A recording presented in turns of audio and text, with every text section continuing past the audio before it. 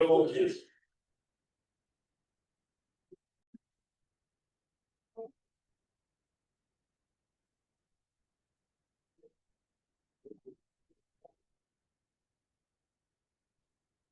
evening, Mount Barker District Council.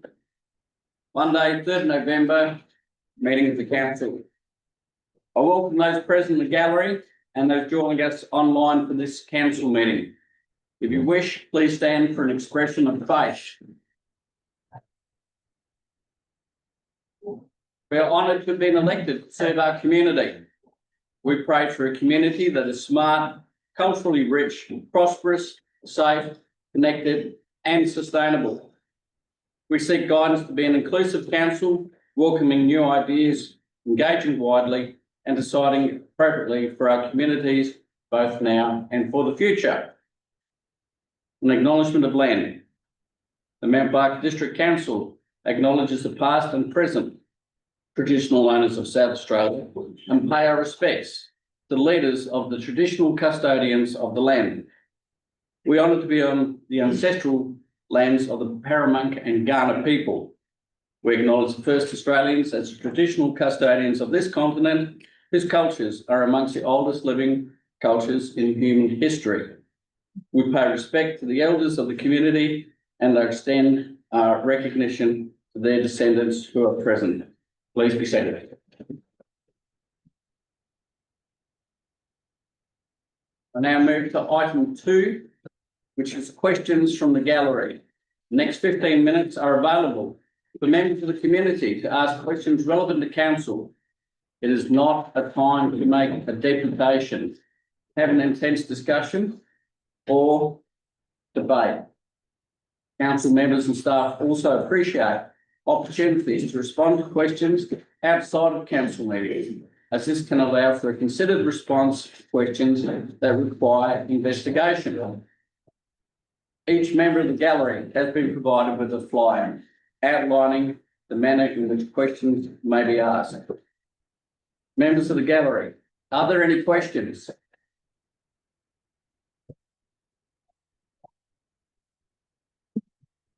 I'll ask again for second time for the person who just entered the room. Members of the gallery, are there any questions? In that case, I'll now move to item 3, confirmation of minutes. Do I have somebody move that the minutes of the council meeting held on 7 October 2025 as circulated to members be confirmed as a true and accurate record of proceedings? Councillor Orr, seconded Councillor Westwood. All those in favour? All those in favour? Carried. Item 4, conflict of interest declaration. Council members are reminded of the requirement for disclosure by members of material or general conflicts of interest in relation to items listed for consideration on the agenda. Members, are there any conflicts? Councillor Westwood. Thank you, Mayor. I have a material and a general conflict on agenda item 11.1.2. The material one being in relation to grant application CG 00467. As a member of the board of Lofty Community Media, I have a material conflict of interest in that I may gain a benefit or suffer a loss as a result of the outcome of this item. I will leave the meeting such that I cannot view or hear any discussion or voting at the meeting and stay out at any time while the matter is discussed and voted on. The general conflict of interest is in regards to the same item, where under CG 00481, as the district governor of the district in which the Nairn Lions Club operates, it could be seen that my consideration of this matter may influence the outcome of it. I will maintain what I will be doing with the material conflict. Thank you, Councillor Westwood. Does any other councillor have a conflict of interest? Councillor Salasin. I'd like to declare a material conflict of interest of an indirect pecuniary nature in relation to agenda item 11.1.2 due to a grant application by Littlehampton Primary School, as I sit on the governing council, which is a body corporate. I will leave the meeting such that I cannot view or hear any discussion or voting at the meeting and stay out at any time while the matter is discussed and voted on. Thank you. Any other member? Then, councillors, I will remind you that when we get to the election of a deputy mayor, in consultation with advice I've received from senior staff, we will be having a separate resolution to appoint that person as a deputy mayor. And I strongly recommend between now and then, anybody who has an interest in becoming the deputy mayor, that you very strongly consider that you have a material conflict of interest and you've been aware of the training we've received. Think very hard about that when we come to that item, please. Deputations.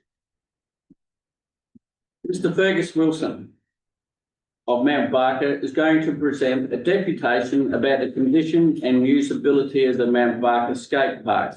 So Fergus and Corey are going to come to the front, and Fergus and Corey, it's pretty tough fronting up in front of 45 people like this. We do have friends in the gallery who are friends of the deputies, and so you can go back and tell people you actually are deputies.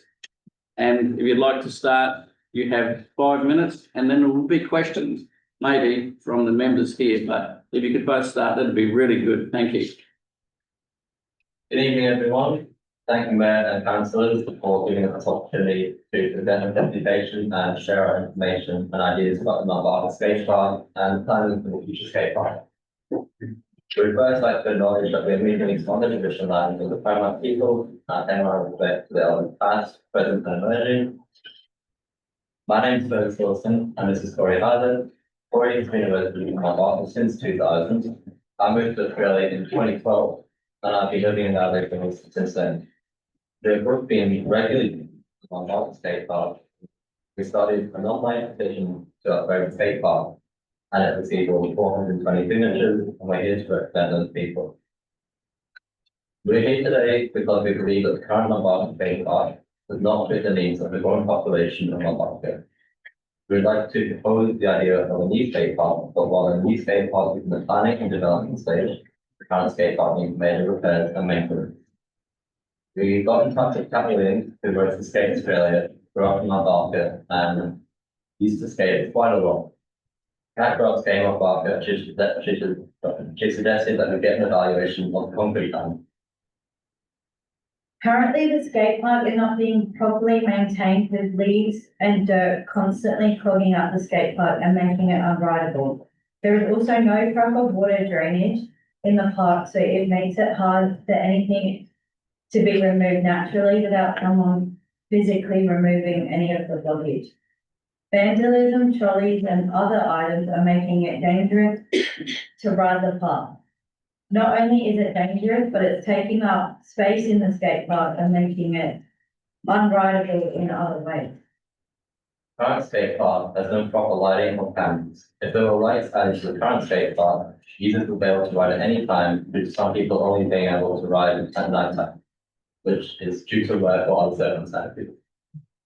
The skate park would be a safer place if there were cameras installed underneath the lights. The cameras would help prevent vandalism and misuse of the skate park. The current skate park has no proper facilities such as suitable seating, accessible toilets located nearby, or a barbecue. Having these facilities at the current skate park would increase usage by competitions and other events being able to be held in.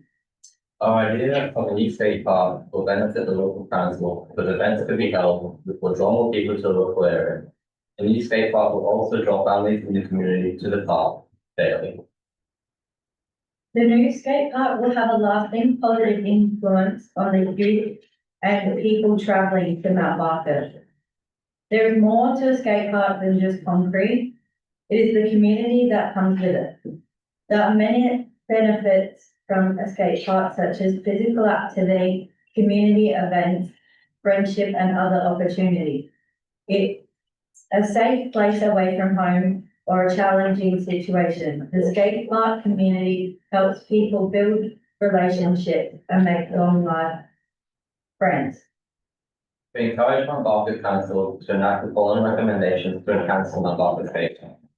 Upgrading the current skate park and building a new one would give the youth and younger community in Mount Barker a safe and outlet. Skate park planning takes a long time, and we spoke to a skate park developer, and they said if the council has said that the new skate park will be built in 4 years, that the development and design needed to be done before now. We think the council would benefit from having community input, but also helping the community help designing the skate park. Although this is a council project, the users of the facility will need to have the final say in the design of the new skate park. We have hope in the local council to take our ideas on board and encourage the local council to work together, get in touch with someone who can audit and unlock a skate park. We look forward to a new skate park and the current one being brought to standard while the new one is being developed. The community would love to see planning and development of the new skate park commence soon. We hope to have community events back up and running. Thank you. Thank you, Corrie and Fergus. That was a great deputation, and I believe you'd be the youngest deputies I've ever had in front of me as the mayor. That was very clearly and well put. One of the things we do is we would invite questions from members of the council, and if you choose to answer them, that'd be great. If we have any questions, councillors, and we'll start with Councillor Fordham. How many people are sort of using the skate park at the moment? What kind of ages are they just coming from walking to it, or are they coming from sort of broader areas of that park? That's a great question. There is plenty of people that are families that use the skate parks, and then people travelling who actually decide to skip my park and head to the city instead of coming to the concrete, the cracks, stuff like that. But in generally families and younger people, even I'm 23 and I still skate it. Is there any other question? We'll have to keep coming around the room, Councillor. Right. Yeah, thank you for your presentation. Really. So my question is, I'm very curious as to the maintenance of it. My understanding would be that council responsibility to maintain it. Would you be able to just go over again, perhaps what the maintenance issues are in it that you're referring to, the leaks and the cracking in the concrete? Really just so that, yeah, as I said, I feel like that's something that council should be, on top of, providing that it is our infrastructure, and usability is part of the maintenance. So, yeah, look, if you could just really back what the issues are with maintenance, and one of the. It's just like, what we've seen is it hasn't been properly maintained as it should be. Like, obviously there's cracks, there are photos as well. But there's cracks at the top of the bowl, which make it, like unusable to be able to jump in. There's just, it's just the. So, there's a burnt out bin in the bowl, so the bin's gone now, but if somebody went in there, but and it actually makes it very much escape now. A lot of escape with the spitter riders to keep on rollerblades. It's just a big burn mark in the ground. And the cracks, yeah, basically hard to avoid them. If it's probably a follow-up question, do you remember any maintenance work there being done in the last 12 months or? Like, yeah, like you might have probably noticed it or something. The only maintenance that we've really noticed is the paint that gets painted over it. You can see in the photo, there's like coloured paint that gets painted over it. That's really the only maintenance we see, which isn't that doesn't really help either. It makes the skate park extremely slippery. It makes it quite dangerous. Because I'm a BMXer and I skate well, but I'm BMX, and when you like ride that with BMX wheel, it makes it so slippery. Like I've hurt myself multiple times on that due to the paint. But yeah, that would be the only maintenance we've really ever seen in the last, yeah, at least a year. Like just, the cracks are showing more, all that sort of stuff is just showing up more. And it just seems to be getting worse. There's no improvement really. Thank you. Councillors, I'll remind you to stand to ask your questions with the exception of Councillor size and, not councillor Ms Hancock. So please stand to ask your question, please. Thank you very much, Mayor, and thank you for Victoria for a very good deputation. And thank you for providing me photos as well. It's quite clear that there is a bit of need at the skate park for some improvements. Have you approached council staff directly in the past regarding what particular improvements you might need at the existing site? We have talked to people on the budget, and they Yeah. kind of quickly brushed it off. And that's why we pick up a petition, to try and get out the money and make sure that the skate park is not being abandoned, and the new skate park in question to be in replacement for those. No, thank you. I congratulate your advocacy. I've seen it at the Key Citizen Park, and elsewhere you've got QR code set up for petition. In your eyes and in the eyes of the people you're advocating on behalf of, is there a better spot than others within Mount Barker for a new skate park? Could it be the existing site? Could it be somewhere else in town you've identified? Well, we have spoken to people and the existing site, I think, is probably out of it. It just wouldn't be in the budget. But when we do get a budget, it's just too much work for the outcome. But you're already on what location it will be. I don't actually live in Mount Barker, I live in Stirling, so I'm not actually sure where we're there, the new one, however, I'm sure that Mount Barker development is plenty of space to develop a new one. The only thing I'm thinking is that it will not be too far from the centre, because other people that are coming to town might not hear of it, people who do want to ride it might not be able to access it, if it's not near something, for example, of it is. No, excellent. Thank you very much. I'll keep coming around the room. Councillor Jones. Thank you. Well done on your advocacy and bringing the information to us. I was just wondering if, you might not be aware, but we've currently got a, open space, strategy and action plans out for consultation at the moment. So if you look on the website, there's actually various plans about open space and draft sport and recreation plans. So this is the opportunity for members of the community to complete a survey, tell us what you want, and that get all your friends, everyone who is there, get them to submit, even send us an email as part of that. And I think that's open until about the 20th of November. So you've got a bit of time, but that is also another way. You can have a look at what some of our draft strategies are about, you know, how we see about recreation and open space, but your ideas fabulous. You know, I've got a little, my son was into the BMX thing and everything, so it's really valued, and you raised some really good points. But yeah, well done. But have a look on the website with those strategies and that consultation. And like I said, get your friends and that, then get them to submissions too. Yeah. What's the name of it again? I just like that. Okay, if you go on to the Mount Barker Council website. Yeah. And then you go scroll down the page and it's have your say. And just click on have your say and you'll see it all pop straight up, and it's pretty self-explanatory there. Yeah, have a look, but I recommend now's a really good time to get in touch and speak to us about it. So well done. Continue around the room. Are there any councillors on this side of the chamber? Councillor Selassie. Thank you, Mayor. Thank you for the presentation. That was excellent. Not so much of a question, I guess, more of a reassurance that we are aware of it. So I've checked, it's non-confidential. We actually had a youth spaces feasibility study given to us last week, and it had recommendations. Recommendation 5 was upgrade and expand the skate park precinct to improve the condition, incorporate additional outdoor recreation activities and associated facilities such as toilets and shelter, invest in more programmed activations and events to increase the activation of this space.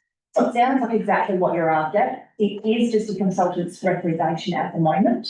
But just flagging with you that we do know about it. Yeah. We are looking at youth activation in these spaces, or motion space, I guess. Yeah. Continuing around the room, any councillors have a question? No? Well, in that case, Corey and Fergus, well done on your first deputation.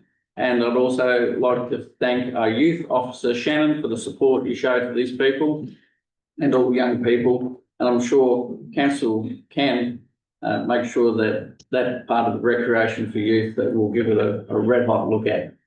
Thank you very much for coming in tonight. You can stay for the rest of the meeting if you really want, but you don't have to. Thank you both. Well done. The second deputation we have is Ms. Catherine Calaby of Macclesfield to support the petition to rename Quarry Road Macclesfield to Calaby Road. Ms. Calaby, please come forward.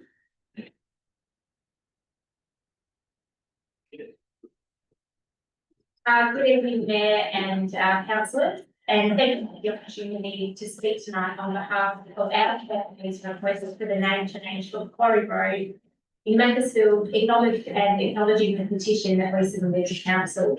My name is Catherine Calaby and I'm one of Trevor and Erica's 4 children. And we are here to request that Quarry Road be renamed Calaby Road in honour of my father, Trevor William Calaby, and to recognise his legacy and contribution to the Macclesfield community. Renaming Quarry Road to Calaby Road would honour the life and service of Trevor William Calaby, whose contribution to Macclesfield remains deeply valued.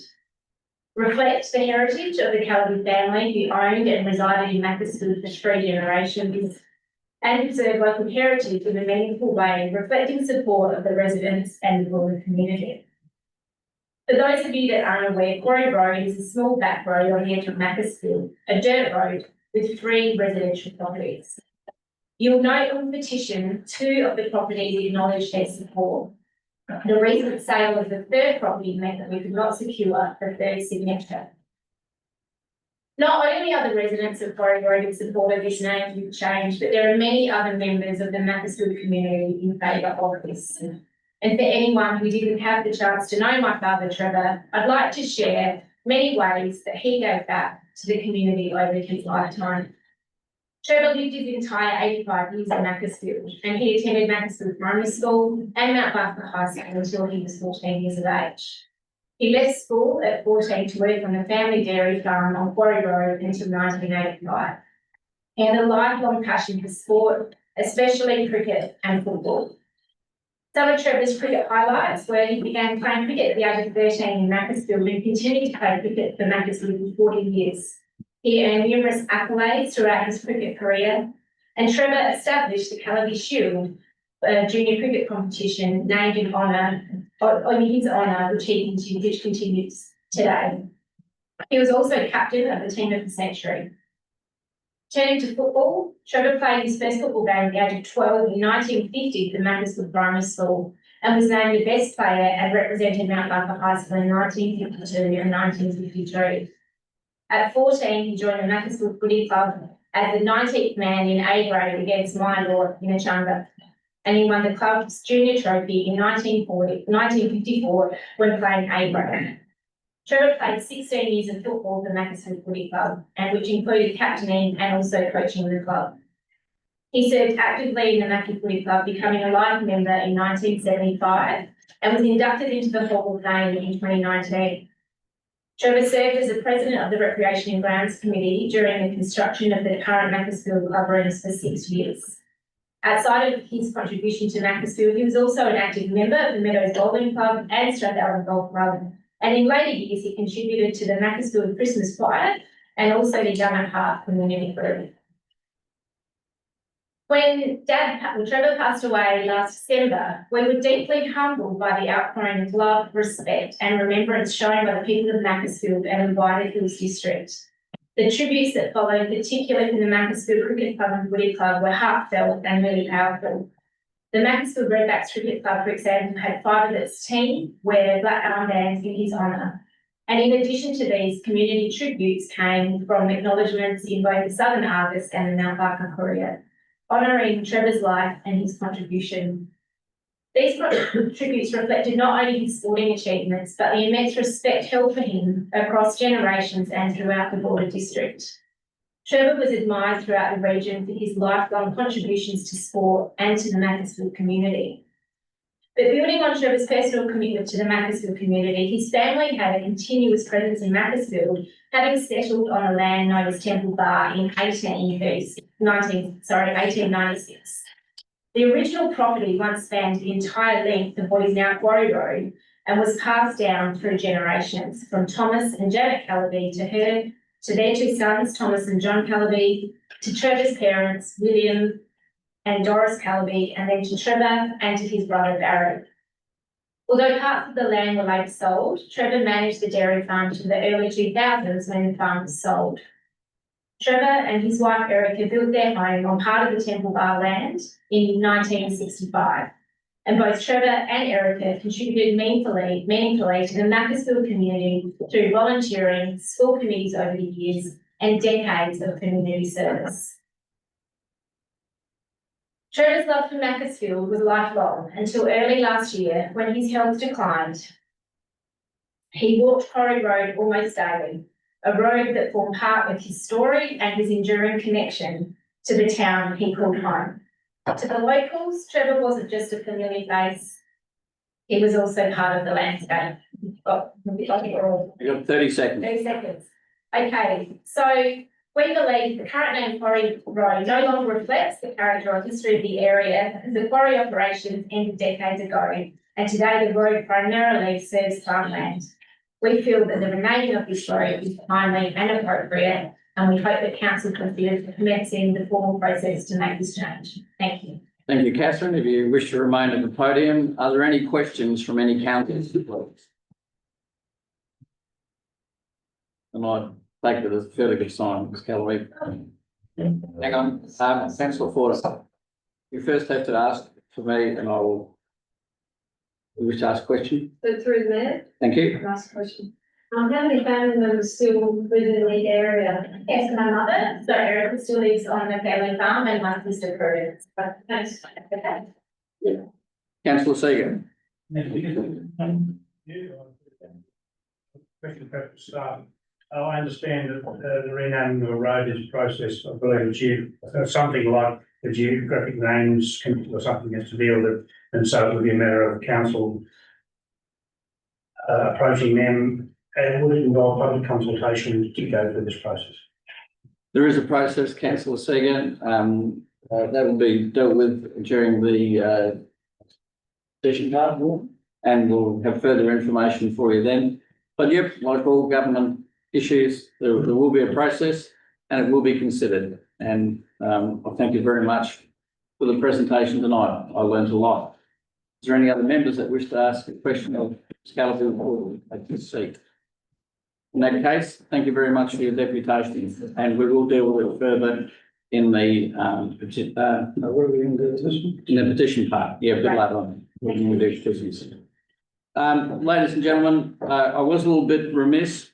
It's not often we get members of parliament come to visit our humble council. Mr. Adrian Pederick, who is a member for Hammond, who takes in the far eastern part of the Mount Barker District Council, towns of Kanmantoo and Callington and surrounding areas. And are there any other towns I've missed, Mr. Pederick? Well, obviously Harrogate. And Great municipality of Harrogate. it goes without saying.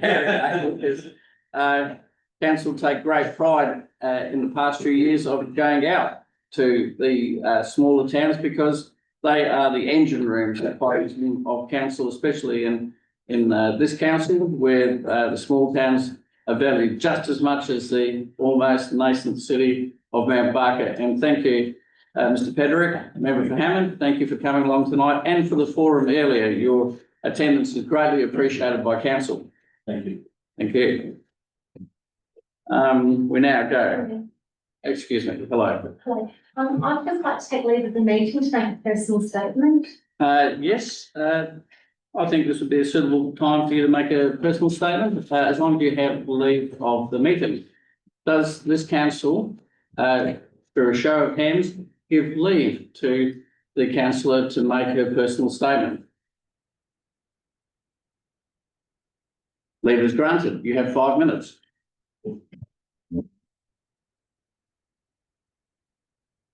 Thank you, Mayor Leach.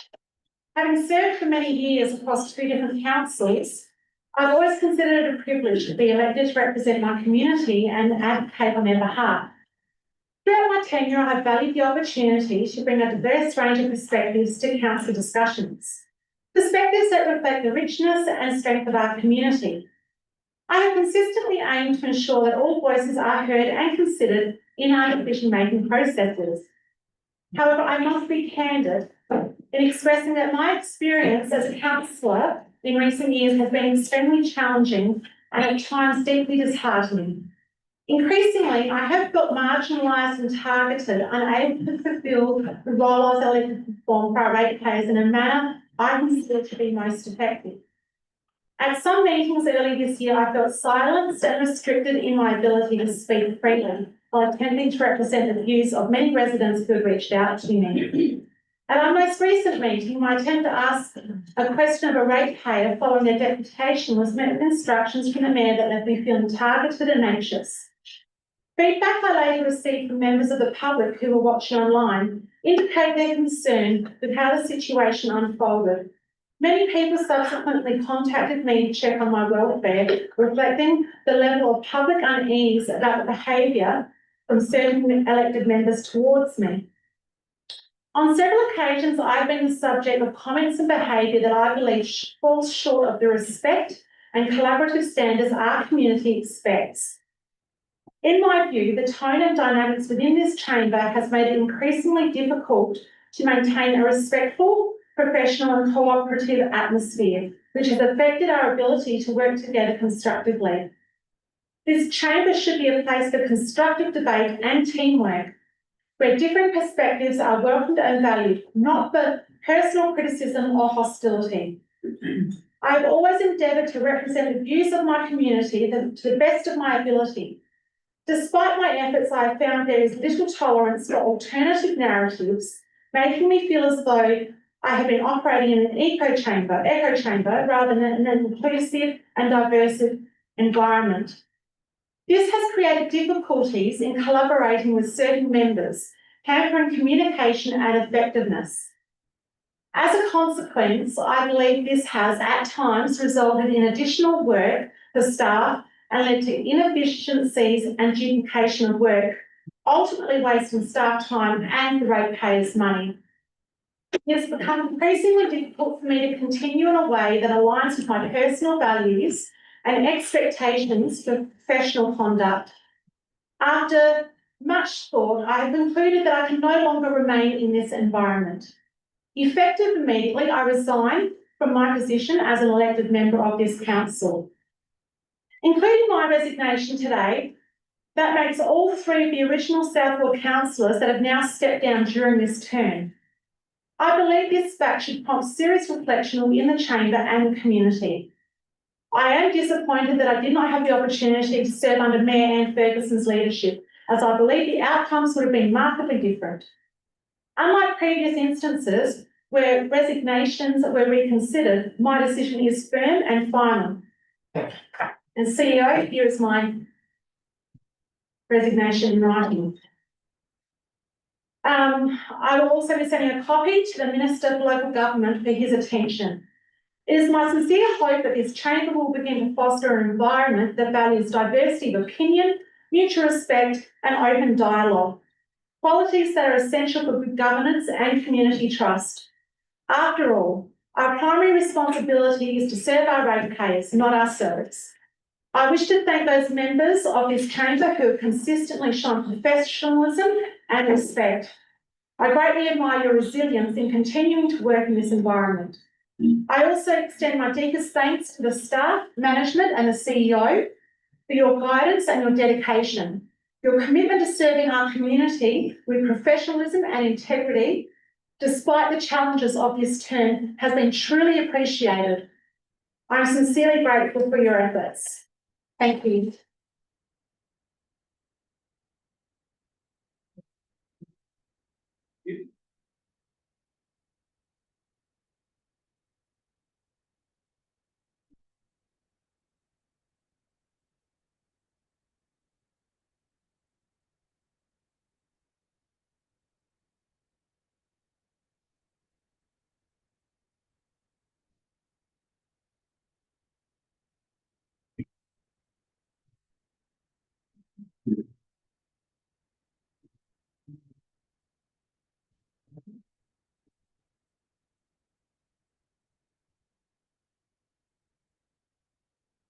Thank you, everybody.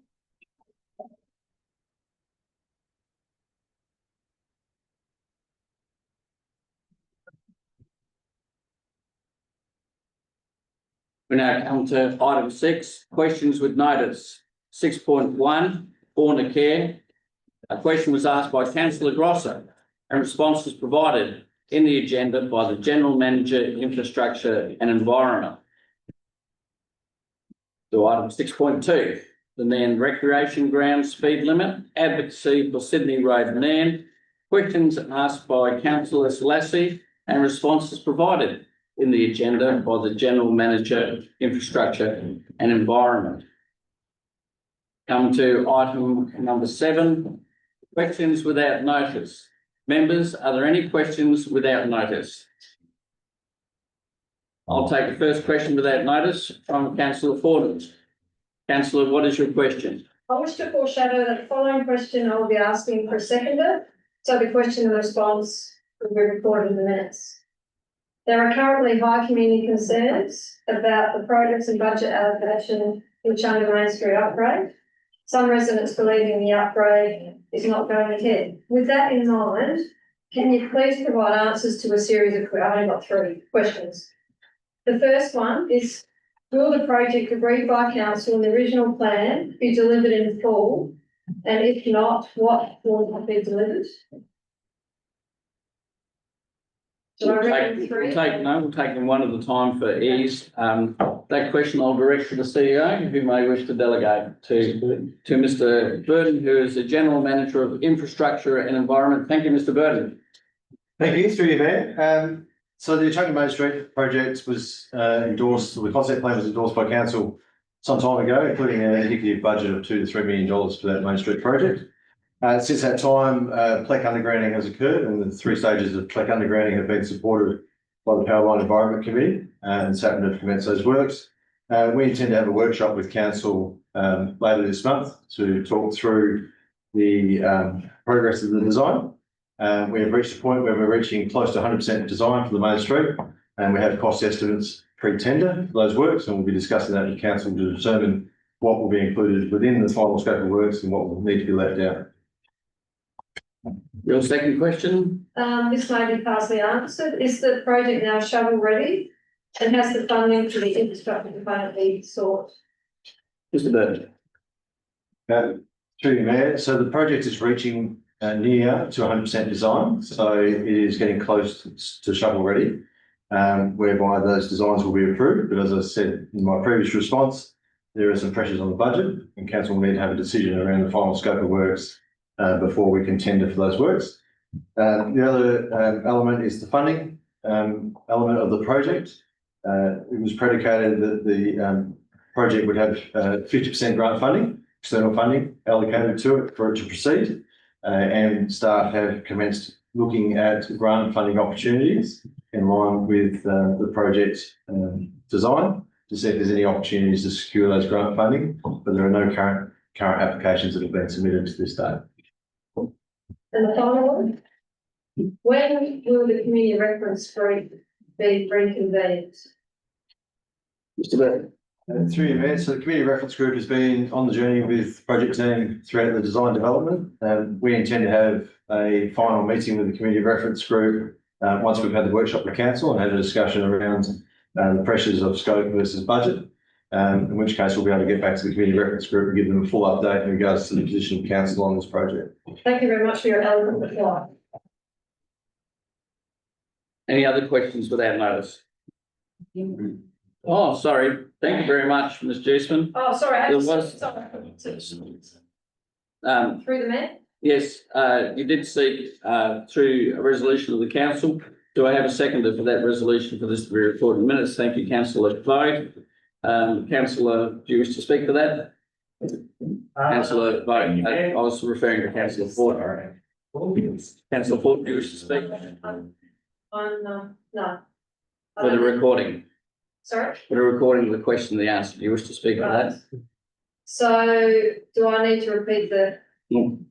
Just if you had anything to say about it, the recording of it.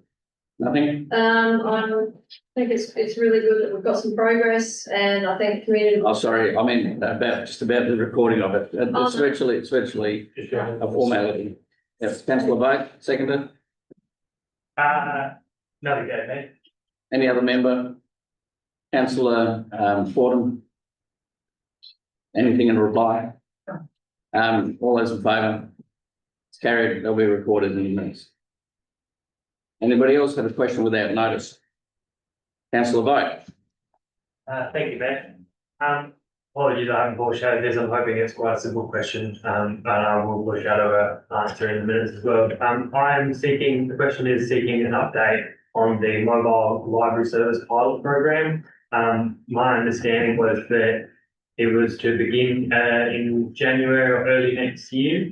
And basically I'm looking for clarification around that, or has it begun sooner than that? And if so, what progress has been made in that space? Thank you. Thank you. Mr. CEO? Do you have the answer about whether the mobile library is already started or is it starting early next year? No, I don't have the answer to that, Mayor, and I Thank you. know that the best person to answer that is Armstrong. Was Armstrong, if you have an answer? Just give me a minute. Thank you, Ms. Armstrong. And, members, you can ask a question ahead of time on the meeting, even if it's 4 or 5 hours before, really does assist staff who, while they have considerable font of knowledge, there are many thousands of matters that they deal with in a month. Yeah. Armstrong. Can I take that on notice and circulate a response to the minutes? Absolutely. Thank you. Do I have a mover for the that reply to be included? Sorry? Thank you. Seconder? Councillor Jones? Anybody wish to speak? All those in favour? It's carried. Thank you. Any other questions without notice, councillors? Then we'll move to item 8, motions on notice, Neutrog risk assessment. Do I have somebody move about CFS? Councillor Seeger. I have provided a brief background to this to my fellow councillors. And as it states that there is no formal risk assessment, fire risk assessment for Neutrog under the Neutrog facility and under the I'm sorry. While you're doing that, is there a second to the councillor Seeger? Thank you, councillor Westwood. Councillor Seeger, resume. The bushfire management action plan, which was developed in 2019, does not include Neutrog as an asset, and as such, there was no risk assessment done by the CFS in relation to that site. I'm asking, and in line with the report by the last meeting, that council move to seek a formal report be undertaken. I understand that Neutrog and the CFS have liaised with council in relation to fire risk and risk management at that site, but it is not a formal assessment, and I would like to see a formal assessment done. There is the bush fire management action plan is subject to review due around the end of 2026-20 or early 27. I would like to see something done before that. The community is facing another summer, and given the 11 incidents of fire in the last 4 years, I think in would like to see some action in regard to their safety. I'll ask my fellow councillor to support this motion. Thank you. Seconder, councillor Westwood. Thank you, Mayor. Firstly, raising the motion, following up from councillor Seeger's previous work, and it surprises me a little that a formal risk assessment hasn't been done on the site, considering its size, considering the value of the stock, and considering the value of the equipment there. I would have thought it would be in class as being an asset, so I'm quite surprised that the formal assessment hasn't been done. I think it would be very, very useful. Thank you. Any other member wish to speak? Councillor Fordham. I totally support the motion. I think it's really important and that the results should be given to the community consultative committee so that they can understand and help with that was process. Councillor Vogt? Yeah, thank you. Yeah, really, this, life and all the stuff Harry's putting out. I was just wondering, the nature of requesting, an assessment done by the CFS, what's the likeliness that they agree to that? I mean, because I suppose we're just asking them, is that right? And, does someone have an idea about what their response might be to that? Or if not, they're interested. Was that a question? That was a question, yeah. Say again? Yeah, I've reset it. Council can formally request the CFS to do so. And the likelihood of them undertaking a formal risk assessment on the site will be in the remit of the CFS, and they will reply back to us. CEO, do you wish to amplify on that? No. Only doing it. Thank you.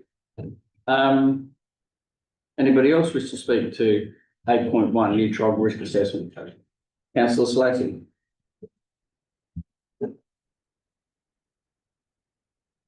Look, I also support this motion. I thank Councillor Seeger for raising it. There are genuine concerns within our community about the frequency and seriousness of fires occurring at the Neutron site. The Agriculture Council clearly outlined that in the 3.5 year period, there have been 9 reported fire incidents at the site requiring surface attendance. Councillor Seeger's background information is spot on, and that this figure does not actually account for those small fires managed internally by Neutron staff. Our residents have had enough.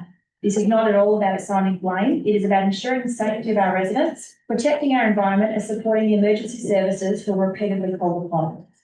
There does appear to be an ongoing pattern of fire activity that could pose a real and material risk to nearby communities, including Kanmantoo, Callington, and the surrounding rural properties, and potentially beyond, as we all know, fire is unpredictable and the risk is greatly heightened in warmer months.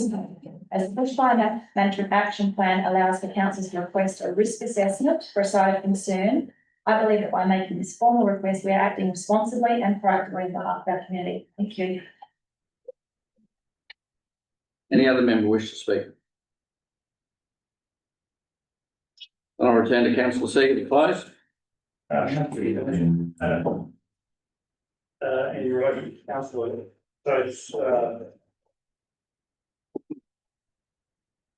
Councillor Fordham's request for any risk assessment, I have no idea whether that is something that we are empowered to do. I would see no reason why we couldn't, if we can't. We are empowered. We are empowered. I would like to see that done also. I would like to just mention in the Environment Action Plan, there's currently an operation for the Neutron site under fire, or under the statement environmental objectives under fire. It says to adopt practices that prevent fire occurring, not minimise, not reduce the risk, but prevent. Prevent means none. And so I appreciate the support I'm receiving by fellow councils in relation to this. Thank you. Thank you, Councillor Seeger. All those in favour? It's carried. Item 9, motions without notice. Members, are there any motions without notice? Councillor Orr. Thank you very much, Mayor, and apologies for not providing notice for this, but I couldn't. I think it's proper and appropriate for this council to move a motion thanking Councillor Hewitt for her 3 years of service to this district and wishing her all the best. Thank you. Do I have a seconder? Councillor Jones. Councillor Orr, do you wish to speak further? Don't wish to speak further, but we appreciate the support of my fellow colleagues. Councillor Jones. No, thank you. Any other member? Councillor Orr. Nothing further, Madam Mayor, thank you. All those in favour? It's carried. Move to item 10, report title, received petition, consider order requiring removal of a pet rooster. Verify again, aren't you? Give me a second. Done. Number 10, report title, received petition, reconsider order requiring removal of a pet rooster. Does somebody wish to move that we receive that petition? Councillor Orr, seconded by Councillor Westwood. Councillor Orr. Nothing to add there. I believe the deputation earlier really covered the points and the need for this quite eloquently and appreciate it. So, thank you. Councillor Westwood, No, thank you, Mayor. any other member? Just like to thank very much, through the mayor. You have to wait for acknowledgement from me. So you put up your hand and I'll say councillor Fordham, and then you say, thank you. Yeah. Thank you, Mayor. Just through the chair. Councillor Fordham, you can address the council, you cannot address the gallery. Right, okay. Well, I'd like to just thank very much Can you stand, please? for them to come, for coming in and giving this petition and the effort they put in, really appreciate it, and we will, for the council, everything this matter. Thank you. Any other member? In that case, I'll return to councillor Orr. Nothing further to add, Mayor. Thank you very much. All those in favour? Hands up if you're in favour. Carried. Item 10.2, received petition request to rename Quarry Road Macclesfield to Calaby Road. Do I have somebody move that way, please? Councillor Vogt, seconded by councillor Jones. Councillor Vogt. Yeah, thank you, Mayor. Look, there's a lot to say about this, but I won't. I will just thank Catherine and for that work in putting this together. And yeah, I look forward to starting response and moving this along. Thank you. Thank you. Councillor Jones. Thank you, through you, Mayor. I also concur with what councillor Boyd has said. Just noting that in the recommendation, it doesn't actually give a direction to provide further advice. So do we need to add a third recommendation to stipulate we would like us to receive a staff report back on that? Because from what I've read, it just says the standard thing is a report will come back if requested. So do I need to formalise that, or? I think not. The standard practice probably is that we would refer the petition to administration for advice and a response to the head petitioner, and the advice from staff will take in the matter that you very correctly Read raised. that. Thank you, Mayor, with that. I know in the previous petition, we did actually do a third one with that direction, so I'm quite open to taking a further. I just want to make sure it's locked in, if that's okay. Do we need to do that by amendment, or can we do it by assent of the council? If everybody's in favour of what councillor Jones said, if you could repeat it, please, councillor Jones. Just a third option is that council requests further a report to come back to council. Mover and seconder are okay with that? Very good. You are the seconder, so you obviously agree. Assent of the council is given, so we will add that third item through the minutes. Thank you, Mayor. And thank you for raising it, councillor Jones. Any other person wish to speak?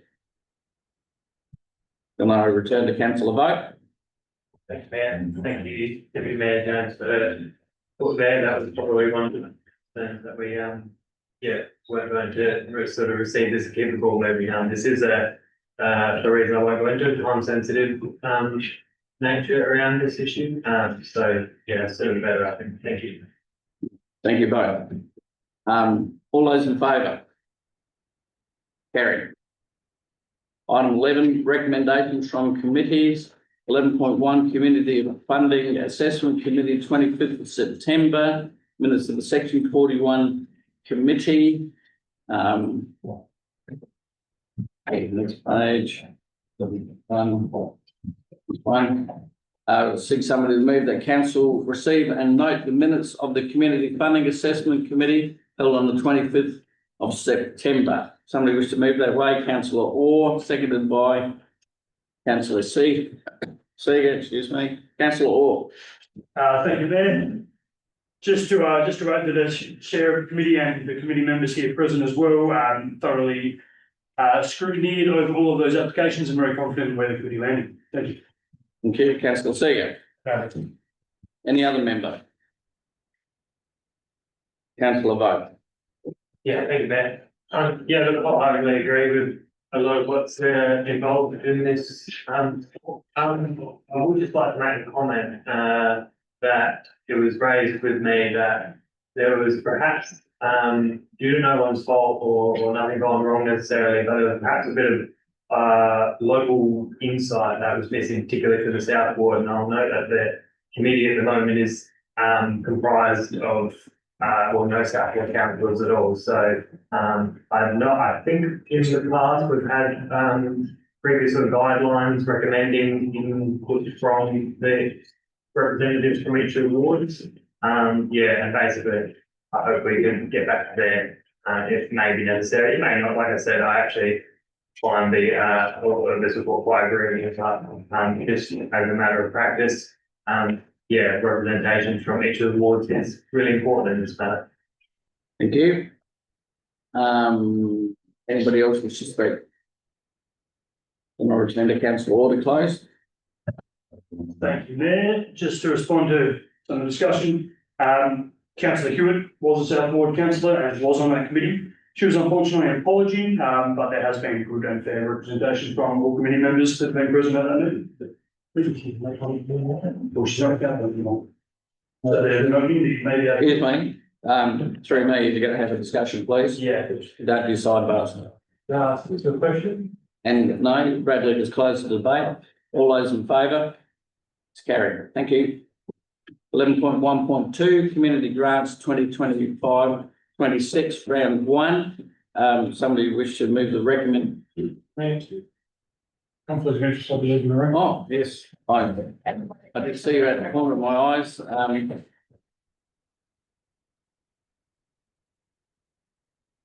was going to.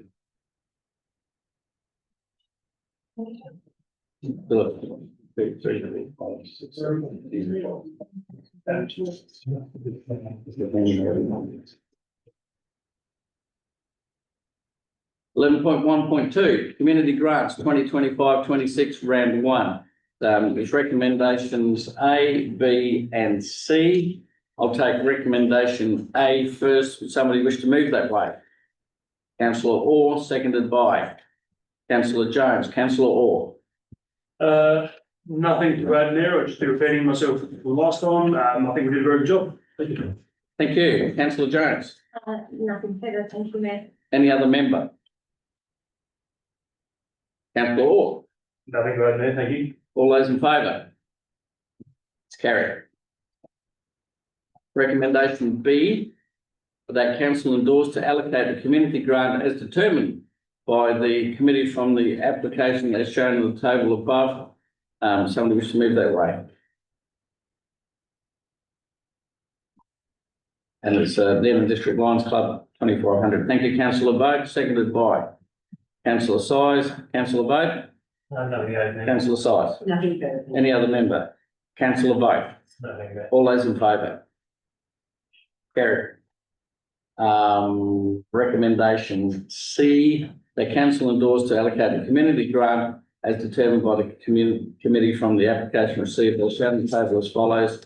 Littlehampton Primary School, $2,500. Somebody wish to move that way? Councillor Vogt, seconded by Councillor Size. Any discussion, councillors? All those in favour? Carried. Ask the two councillors to return, Councillor Seeger or somebody else? Just start. Where's the? When you're up here.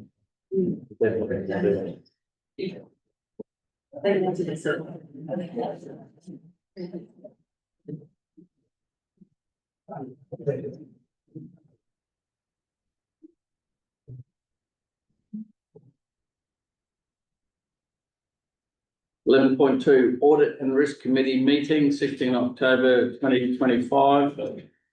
Somebody wish to move that way, please? Councillor Jones, seconded by Councillor Westwood. Councillor Jones. No, thank you. Councillor Westwood. Nothing, Mayor. Any other member? Councillor Jones. All those in favour? Carried. 11.2.2, council investments and borrowings. Do I have somebody move that way, please? Councillor Fordham. Seconded by Councillor Selassie. Councillor Fordham. You have to say, I think of me. Okay. Councillor Selassie. Any other member? Councillor Fordham. In reply to formality, you just say no. Good. All those in favour? Carried. 11.3, Community Funding Assessment Committee. Do I have somebody move that the minutes of the Section 41 Community Funding Assessment Committee be received and noted? Councillor Orr, seconded by Councillor Sires. Councillor Orr, Nothing to add there, thank you. Councillor Sires. Nothing. Any other member? Councillor Orr, Nothing. all those in favour? Carried. 11.3.2, Community Infrastructure Grants. Somebody moved that the Community Funding Assessment Committee be received and noted connected. Councillor Orr, seconded by Councillor Selassie. Councillor Orr. Thank you, Ben. I'd like to take this opportunity to thank staff for the first round of infrastructure grants. Before you go, Councillor Seeger, could you just state whether it's is it a material or a general? Thank you very much. Sorry? So yes, to continue, I would just like to take this opportunity to thank the staff for setting up our first round of infrastructure grants. It was a very, very tough scrutineering process with a lot of good applications, and what the committee found not enough money to go around, which is usually the case with these sorts of things. But the higher threshold for funding created a really competitive playing field. And it was great to see a lot of very, very worthy projects coming to council for our consideration. So no, staff did a great job for not just infrastructure, but the community grants a month earlier. I'd like to thank them for their efforts. Thank you. Thank you. And the other member, Councillor Selassie, is seconded. Yeah, I would concur with Councillor Orr's sentiments. We did a very good job. Staff did an excellent job. We were oversubscribed for over $300,000, which just shows how much the community wants and needs this infrastructure grant round. And I'm just flagging that I would love to see next year in the budget more than $100,000 put aside so that we can, and I'll be looking for that so that we can further fund these infrastructure applications as they come through. Thank you. Any other member? Councillor Vogt. Thank you, Ben. Yeah, wholeheartedly agree with the direction this is going. I also agree with the direction of increasing the funding. I think 300,000, while this is the first round, there's also going to be a bit of engaged interest. That to me, as there is a we're like a company here, and I would similarly like to see this improve. Thank you. Thank you. Councillor Sires. Thank you, Mayor. I'd like to also concur with Councillor Orr and Councillor Selassie and thank staff. It was a great applications that came towards us, lots of information. Definitely a need out there, and I too would like to see it tripled for next year. There's definitely a need, and great work for staff. Thank you. Thank you. Any other member wishes to speak? Councillor Jones. Thank you, Mayor. I won't repeat what everyone else has said, but I will just flag, as I always do with the grants, that I would love to see some, a little pot of gold heading towards small businesses and having business grants also available. We seem to be one of the only council area, or one of very few councils that don't actually provide any sort of business type grants. So I'd love to in the future, yes, certainly have a bigger bucket of money, but have a bucket that we can also support some small and up and coming businesses as well. Thank you. Thank you, Councillor Jones. I think we do have something going for small artistic enterprises, small businesses. So that definitely is a good start for the most important aspect that appeals to many people. The arts will be funding some emerging artists in support of them establishing themselves in a small business sort of way. Anybody else wish to speak? Then I return to Councillor Orr to close. Thank you, Ben. Agree with others that have spoken, and by way of suggestion, after doing the first meeting and seeing how it ran, I found it quite difficult to support a major grant. We had two different levels there, and the grants that applied for 50,000 applied for 50% of the funding available to us. So it made it difficult for the committee to support those larger grants because it took out so much of the pocket available to us.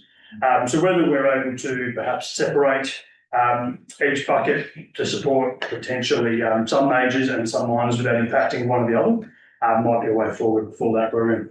Thank you. Thank you for that advice. All those in favour? Carried. Can we invite councillor Seeger to return to the building, please, somebody?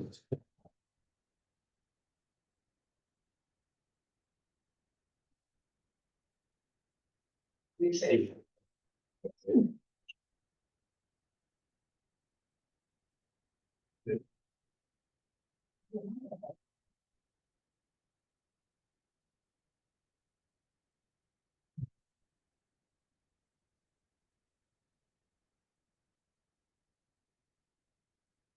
you, councillor Seeger. 12.1, statutory financial statements for the year ending 30 June 25. Do I have somebody move that way? Councillor Orr, seconded by councillor Westwood. Councillor Orr, Nothing there, thank you. councillor Westwood. Nothing there. Any other member? Councillor Orr, Nothing to add there, thank you. all those in favour? Carried.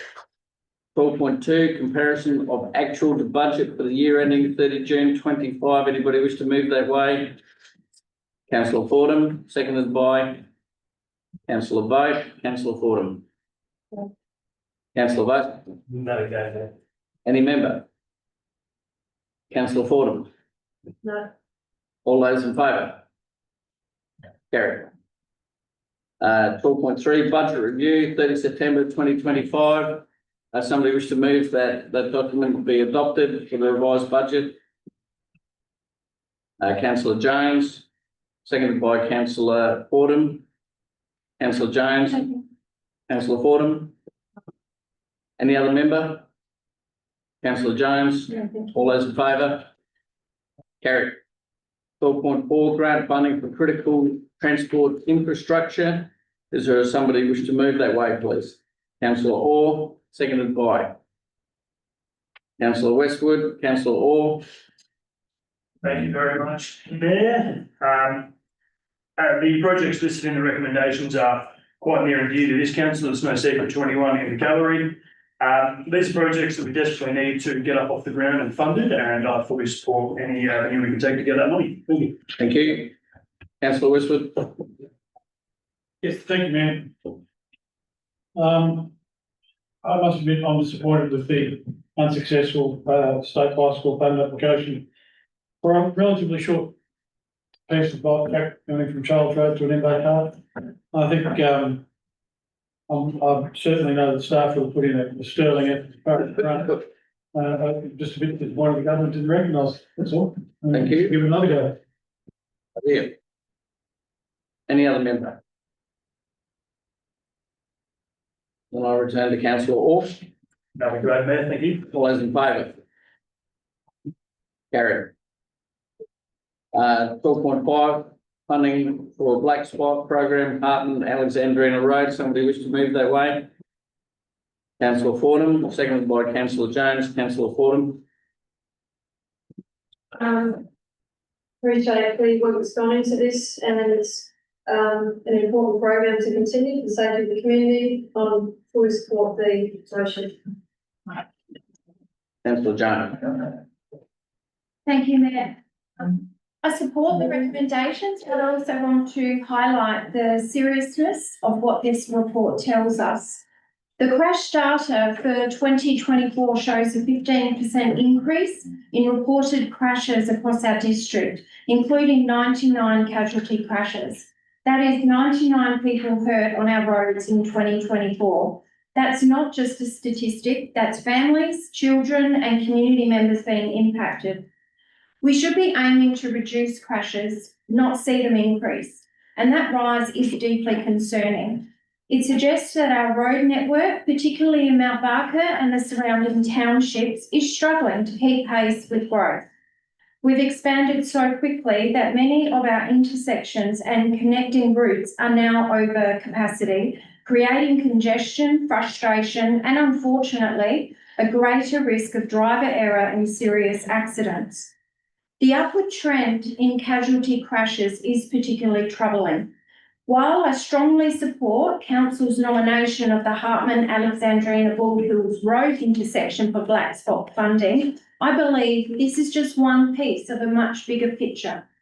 We need to be even more proactive in writing to the Department for Infrastructure and Transport and state government, not just about this single intersection, but about the broader systemic issues across our network. Many of these high-risk sites sit on arterial roads under DIP's control. We cannot tackle this alone. Our community is living with the daily effects of an overworked and outdated road system, congestion at peak times, limited alternate routes, and intersections that no longer match the traffic volumes they're carrying. These are not just infrastructure problems, they're safety risks. And I think it's timely to remind ourselves that we're now heading into a state election in March 26. Every day I'm seeing posts from candidates across all parties out in the community, talking to residents, listening to the issues, and that's fantastic. But what really matters is what action is taken after those conversations. We have been telling all levels of government from all parties about our road safety challenges and the pressure on our infrastructure for years, yet we don't seem to be getting the tangible outcomes our community deserves. The problems are well known. We don't need more identification of black spots or more studies to tell us where congestion is. We already know where the issues are. What we need now is a firm commitment to solutions, a genuine funded plan to address our district's infrastructure needs before more lives are lost and more people are injured. I would like to see a stronger bipartisan commitment and clearer follow through after the election. It's not enough to listen. We need leaders to act. Our residents should not have to wait another election cycle to see meaningful safety improvements on our roads.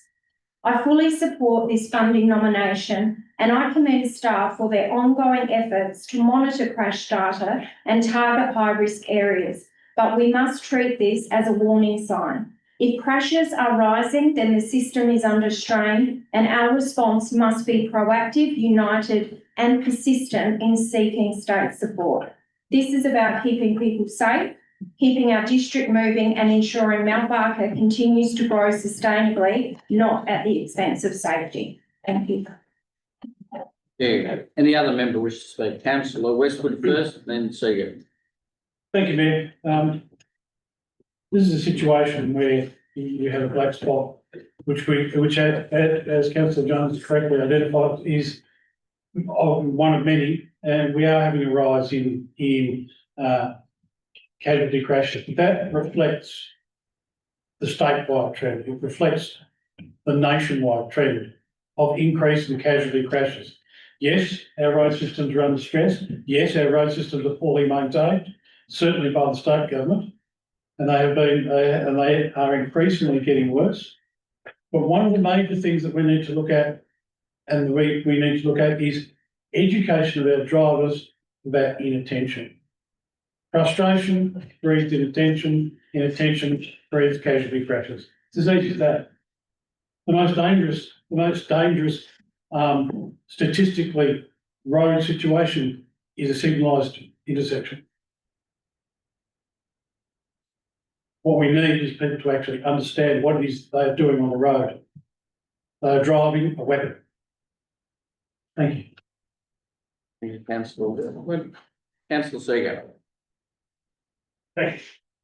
Okay, hi, Councillor Jones' passion in relation to road safety and the someone who has suffered the consequences of.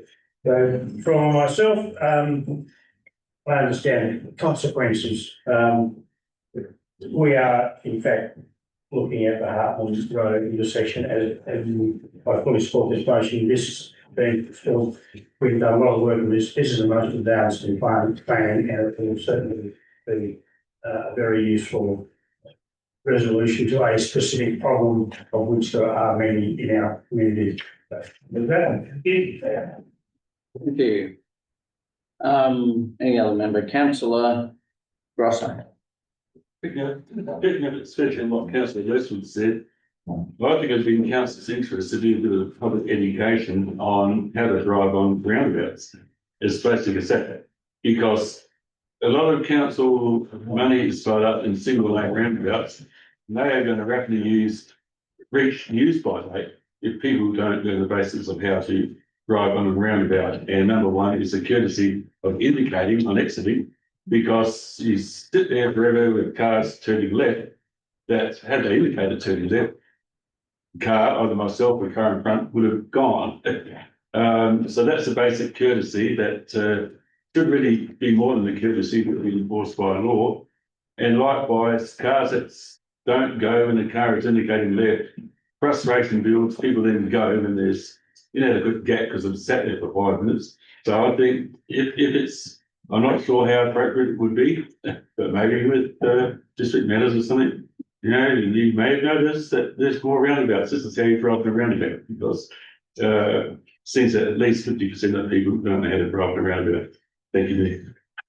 Thank you, councillor Grosser. And if you see me in my old farm ute, I am educating the public 3 times a week in roundabouts. So it is happening, that education does occur a little bit. For anybody else, councillor Bay? Yeah, thank you, Mayor. Thank you, councillor Jones, Westwood for that point. Councillor Westwood, therefore, maybe surprised at this point, head down this sort of discussion, because this is what I'm thinking with it, and I'll keep it short, right? I mean, you walk into the supermarket and you walk around town, people are so polite and gentle and caring and considerate. You hop in a car and I swear, people hang their head. It is quite bizarre. I think we can play our bit in assisting people to do the right thing, but I'm learning from experience that the safest way to be in a car is in control of yourself and really aware of the laws. So, thank you. Thank you, councillor Bay. Any other member wish to speak? Then I'll return to councillor Fordham to close the debate. Some really good points, Oliver, I think about infrastructure and also driver behaviour. And it was interesting that we used to have a community consultative committee with DIPS that gave community opportunity to feedback things. So I guess that might be something might be considered at some point. But I look forward to continuing debate, and also traffic modelling will be coming out in the next few weeks, and also Phil's engagement with DIT. I'm sure he will be representing us and through the advocacy plan as well. Thank you. Thank you. All those in favour? Carried. 12.6, council contribution to court renewals. Somebody wish to move that way? Councillor Grosser, seconded by councillor Fordham. Councillor Grosser. Look, these are all well-used facilities, public facilities, upgrades are needed. I fully support council committing to expenditure if it assists us to leverage from state government funding, and if successful, it'll be very good value with this government subsidy for our community. That's all I have to say, Mayor. Thank you. Councillor Fordham.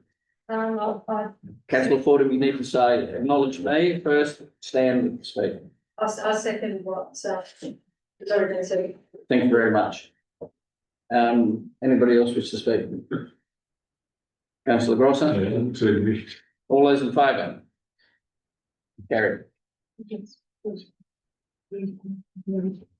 We're just having a minor issue with whoever provides our computers. The hardware is going to catch up to us. It'll just be a second.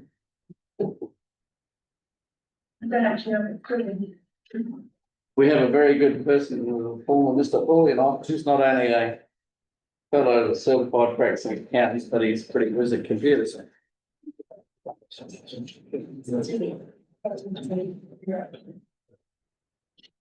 What do you like?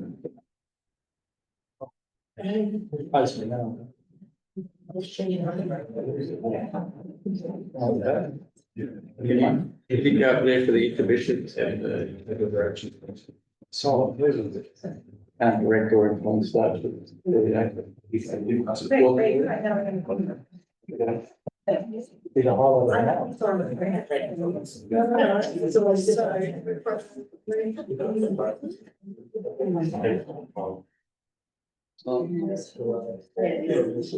We're talking about,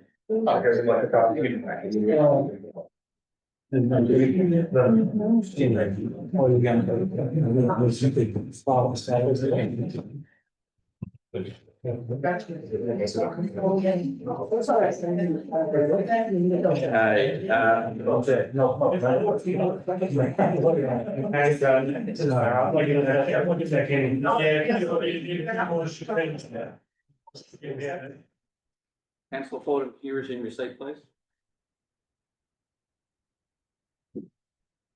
Thank you. We're there. 4.7, footpath program 26-29. Can somebody move that way, please? Councillor Slashy. Seconded by Councillor Jones. Councillor Slashy has a floor. I note this program has been carefully developed in line with the criteria previously endorsed by council, which is accessibility, traffic impact, demand and connectivity. Very importantly, it's been shaped by direct community input. There is a consistent, strong message from our community. People want continued investment in safe, accessible and connected footpaths. The 2003 and 2024 market community surveys reinforce this. I note that footpaths are rated as the 4th highest priority for improvement, and encouragingly, as a result of council's previous investments, this is now seen as the service that we are improving upon. I was really delighted when I saw the table that in 2026-27, there will be a footpath on Carrington Road, both sides with a school crossing for the students there, because that has been highly sought after. Woodside Road also, there is construction this financial year for a pedestrian refuge to Woodside Dog Park, which again is a really high priority for our residents. It's a much utilised dog park. Bald Hills Road, the construction this financial year of Scarborough Way to an at-grade pedestrian crossing adjacent Bald Hills Road. That was really pleasing to see. And then in 26-27 in Nairn, we have North Road construction, a portion of, and Woodside Road construction also a portion of. So I'm really happy with the priorities as I see them, and I thank staff for that. Thank you. Councillor Jones, the second. As well as being very excited to see the results of the footpath program, I'd just like to thank staff for the report that's been provided with all the aerial views and the photography, and it gave a really clear picture and helps with decision making. So next level, well done. The other member, Councillor Size. Thank you. Great, okay, Councillor Jones has said, I'd like to thank staff for the work that went into this. The aerial views were fantastic. I live on Scarborough Way, so to have anything across to Summit would be fantastic. 20 years ago, I had to walk my kids and my dogs on the road down Victoria Road and Hurling Drive because there were no footpaths. So the footpath program is fantastic, and thank you to staff for doing this stuff. Thank you. Any other member? Councillor Ford. I acknowledge that footpaths are important to the community and they should be funded in priority areas. I'm having difficulty with the motion due to the amount of cost involved for the footpath amount. So we're looking at $4.1 million over 4 years, 5.8 kilometres of footpath at an average of about $1,000 a metre. Having just recently got into council, yes, a major issue people have is about rates. I'm concerned also with the level of the footpath budget compared to roads. For example, this financial year, we spent about $7 million on footpath compared to roads of about $9.5 million. From my point of view, a couple of footpaths proposed for Harndorf, the Carrington Park to River Road, and also Ambleside Road to Mount Barker, to me are not in areas of high traffic. I think the priorities for Harndorf would fix the footpath between the IGA and the nursing home, where people are walking and having trouble being able to walk. I'd also like to see a clearer connection between the footpath program and the paths and trails. We just recently put that out to comment as well. And I'm just wondering, somebody gave me some figures from ChatGPT about footpath costs, and they were about, they were talking about $100 a metre as opposed to 1,000. So I'm wondering whether there are any opportunities to try and set up a new business of making footpaths and reduce the cost, or in rural areas like Carnarvon, whether we can keep it more rustic and not go for a formal concrete path, particularly when a lot of people have arthritis and, it's not great for their joints. And, but I do commend the work and I think it is an important program. So they're my thoughts. Thank you, councillor Fordham. Councillor Seago. Thank you. I would just note that this program is a continuation of the planned program for 10-year footpath program developed in 2021. It's simply a continuation of that work and fulfilling the resolution of council at that stage. $1,000 a metre sounds a lot, but it's not as if you're just putting down a piece of concrete on a piece of ground you've never seen before and just chucking it down and walking away. There's a whole lot of preparation work, design work, etc., etc. It often involves infrastructure alterations, etc. Using ChatGPT as a source of the term that they're developing is called AI hallucinations, and I think that's probably a pretty good place to start with. That information I don't find it very satisfying. So basically, I'm very strongly in support of this. All the footpaths have been communications passed around this week, talking about the different levels of footpaths, whether they're concrete, whether they're bitumen, or whether they're not gravel. I can't think of the rubble. Depending on where they are, so they're not all the same price. And the one thing that led to the program of 2021 was a very strong demand for increasing the delivery of footpaths across the council district. And this is the connectivities that are being created with this. Some of those relate to, I'm not quite sure what the group calls it now. It was the bicycle users group. They now have another name, which I can't recall. They spoke very strongly about the lack of connection between various footpaths around the townships, and this plan is, and this program for 26 to 29 is fully in line with what they are hoping to achieve. A portion of it, yes, but step in the right direction. So I can very strongly support of this. Thank you. Thank you, councillor Seago. Anybody else wish to speak? Councillor Grosser. Yeah, just to clarify about Barker, Boston Users Group still exists, but they have, or some of the members have a website, passing trails around Barker and beyond. And they do a lot of good advocacy. And Councillor Seago is correct that I think there are some good connections made in here. That there's been obvious gaps that really violate the integrity, the viability of existing trails. So plug some of those connection gaps. And I also agree with Councillor Fordham, horses for courses in some rural situations. It's probably aesthetically more pleasing. We'd like people to do rubble paths, but then we have to weigh up increased ongoing maintenance costs as well. Assuming the concrete path doesn't crack up in time and freeze. But it's certainly a lot lower cost to do rubble paths in areas that don't get a lot of use, and they're also quite suitable for bicycles, rubble paths. Thank you, Mayor. Thank you, councillor Grosser. 4 years ago, I was the councillor who proposed the increased spending 500% on footpaths, and councillor Seago and myself and other councillors, councillor Westwood, I think you might have been there in the day out at Nairn with Mr. Burton, when we were looking at footpaths like Bartley Street, which at $1,000 a metre would be the amount of work and tremendous amount of work that had to go on there. That would certainly soak up all of that and more possibly. Could I just ask one question for you, Mr. CEO? The figure of 7 million and 9.5 million quoted, do you have any feedback on that, Mr.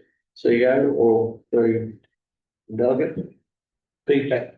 Yeah, we quoted just earlier on that it was $7 million for footpaths that we spend. Yeah. Thank you, Mayor. So the comparison, I think it was a financial report. And that comparison we referred to our investment into main streets. So main streets is classified under our finance system as footpaths, but reflecting a main street, that's a lot more than footpaths. It's a whole lot of landscaping, and as we saw from the opening of the Nairn Main Street last week, a lot of retaining and car parks and that sort of stuff. So it's broadly categorised under the finance system as a footpath. but it includes a lot of other infrastructure that goes along with those projects. That's the comparison that's been made between 7 and 9. Thank you for that clarification, Mr. Burton, and I hope that assists councillor. Sorry, you have to raise your hand and then I have to acknowledge you, and then you have to acknowledge me and you stand. So I know you knew, but we'll just do it this way. So first of all, you remain seated, you put up your hand, and then I'll say to you, you've already spoken, do you have a question? You do have a question? That's fine. Okay, it's just meeting procedure, councillor Gordon, it's nothing personal, it's just the way we do it. If you put up your hand, then I give you the call, you acknowledge, and then you speak. Thank you. Thank you. Councillor Vogt. Yeah, thank you, Mayor. I'll just quickly take one. Yeah, thank you for the clarification and the details on that. Information quite useful as well. I will just point out too, quite happy with this direction.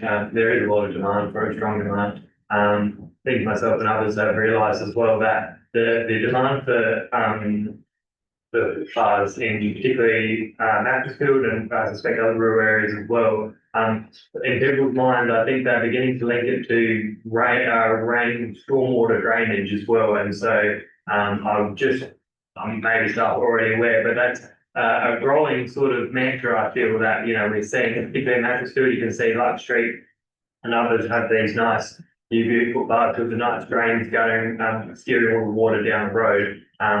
Other streets are looking at that and thinking, wow, that would be pretty bloody handy. So yeah, just to leave that with staff, that thought that that's a creeping aspiration for people. Will I see a hand? Councillor Orr. Thank you very much, Mayor. Yes, just to echo some of the sentiments, but am quite pleased with a lot of the attachment one. A lot of the Mount Barker footpaths, a lot of these have been raised with me repeatedly in my 7 years as essential ward councillor, so I'm very keen to see them supported. In particular, Memorial Drive, where Bolton Road and Maurice Road finally get their footpath extended. And a lot of residents along Woodside Road would be very, very pleased to see a sustained effort by council over a number of years to complete footpath works along there. Thank you very much. Thank you. Any other councillor wish to speak to this matter? Honourable Burke. Just make one call. Well, you may. Thank you, Steve. Thank you for that. Do I need to stand? You do. Thank you. No, I just simply to state the obvious, maybe not so much obvious. But it goes something like this, that 20 odd years ago in the new estates up on the hill, the mental block, man, it's terrible. Dalmeny Park and that area, they were bluestone footpaths. And pretty quickly, the people there said, well, they're not good enough. We've got prams and pushes, they don't go too well on bluestone. And of course, with all the development in Mount Barker, the obvious point I'm coming to pretty quickly is that the developers put in the footpaths and they develop to a pretty high standard, and that means that everybody else that doesn't have a footpath says, I want one like that. So it's a bit of a fact of life that people these days are less likely to be accepting of bluestone, of rubble footpaths, and more likely to be aspiring to the standard that developers are putting in. That's my experience anyway. Thank you, Mr. CEO. Seeing we have nobody else who wishes to speak, I'll revert to Councillor Slater to close the debate. Thank you, Mayor. I think the costs are reflective of the design and construction standards that council needs to build and maintain footpaths to the safe standard and to the DDA compliant standard as well. I just want to reiterate that we are having this feedback. The last 2 years that we've run the market community scorecard survey, we are consistently having this feedback. Fourth highest priority, people want footpaths. So I think we are delivering on that and on that commitment to residents. Thank you. All those in favour of the motion? Any against? Motion's carried. 12.9 Mount Barker Centre Master Plan Stage 1 Engagement Findings. 12.8. Yes, I'll scribble past that. My apologies to the Secretary.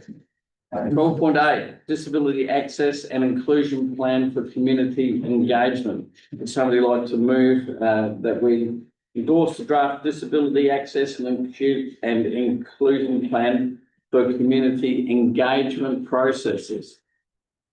Anybody wish to move that way? Councillor Vogt, seconded by Councillor Westwood. Councillor Vogt. I think, really looking forward to the computation around this and, I feel this is one of the issues, like a good number of issues that, I find personally quite hard to relate to. It's really the lived experience of, vulnerable people with disabilities that I'm looking forward to steering this into a good direction. So, I'd say looking forward to the feedback. Thank you. Councillor Westwood. Nothing to add, thank you, Nick. Any other member? Councillor Slassett. Thank you, Matt. This was a great read. Over the life of the 2020-2024 Disability Access and Inclusion Plan, Council delivered 92% of the 83 endorsed actions, which show Council's genuine commitment to fostering inclusion and accessibility in our community. I note the comprehensive consultation plan, including 2 meetings with a disability reference group, with 11 members bring valuable lived experience and insight. Community drop-in sessions, meeting and workshops are also undertaken. I imagine with valuable contributions received. I just want to remind people that disability inclusion is not a niche issue. From the data of the census, we've got over 2,000 residents in our district requiring assistance with 4 activities. So these figures highlight why inclusive planning and service delivery at the local level is so important. As someone who works in the disability space, this plan is of personal interest to me. I would have appreciated a briefing with related members. If I'm correct, the last time that we had an update, I think, was via a progress report in the January council meeting agenda. So I'm really pleased with the quality of the community engagement undertaken so far on the draft plan, and I welcome the 6-week public consultation period ahead. This extended timeframe is appreciated, and it's a valuable opportunity for our community to have input into the final plan. Thank you. Thank you. Any other member wish to speak? Then I return to Councillor Vogt. All those in favour? Gary. 12.9, Mount Barker Centre Master Plan Stage 1 engagement findings. Can someone move that? Note the consultants report findings from Stage 1. Councillor Jones, seconded by Councillor Slassey. Councillor Jones. Thank you, Mayor. I support the recommendation that council note the findings from stage 1 of the master plan. This work represents significant community consultation, and I want to acknowledge the staff and consultants for the effort that has gone into compiling these insights. I do, however, want to highlight an important point of clarification.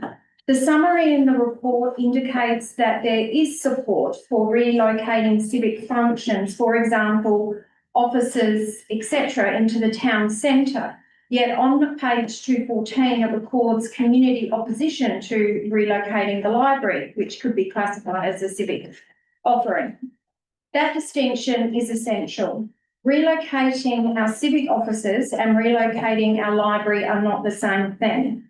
The library is a community gathering space, not just a service. It is where people of all ages and backgrounds come for connection, learning and inclusion, and its current locations, accessibility and proximity to the community centre are key reasons why the public values it so strongly.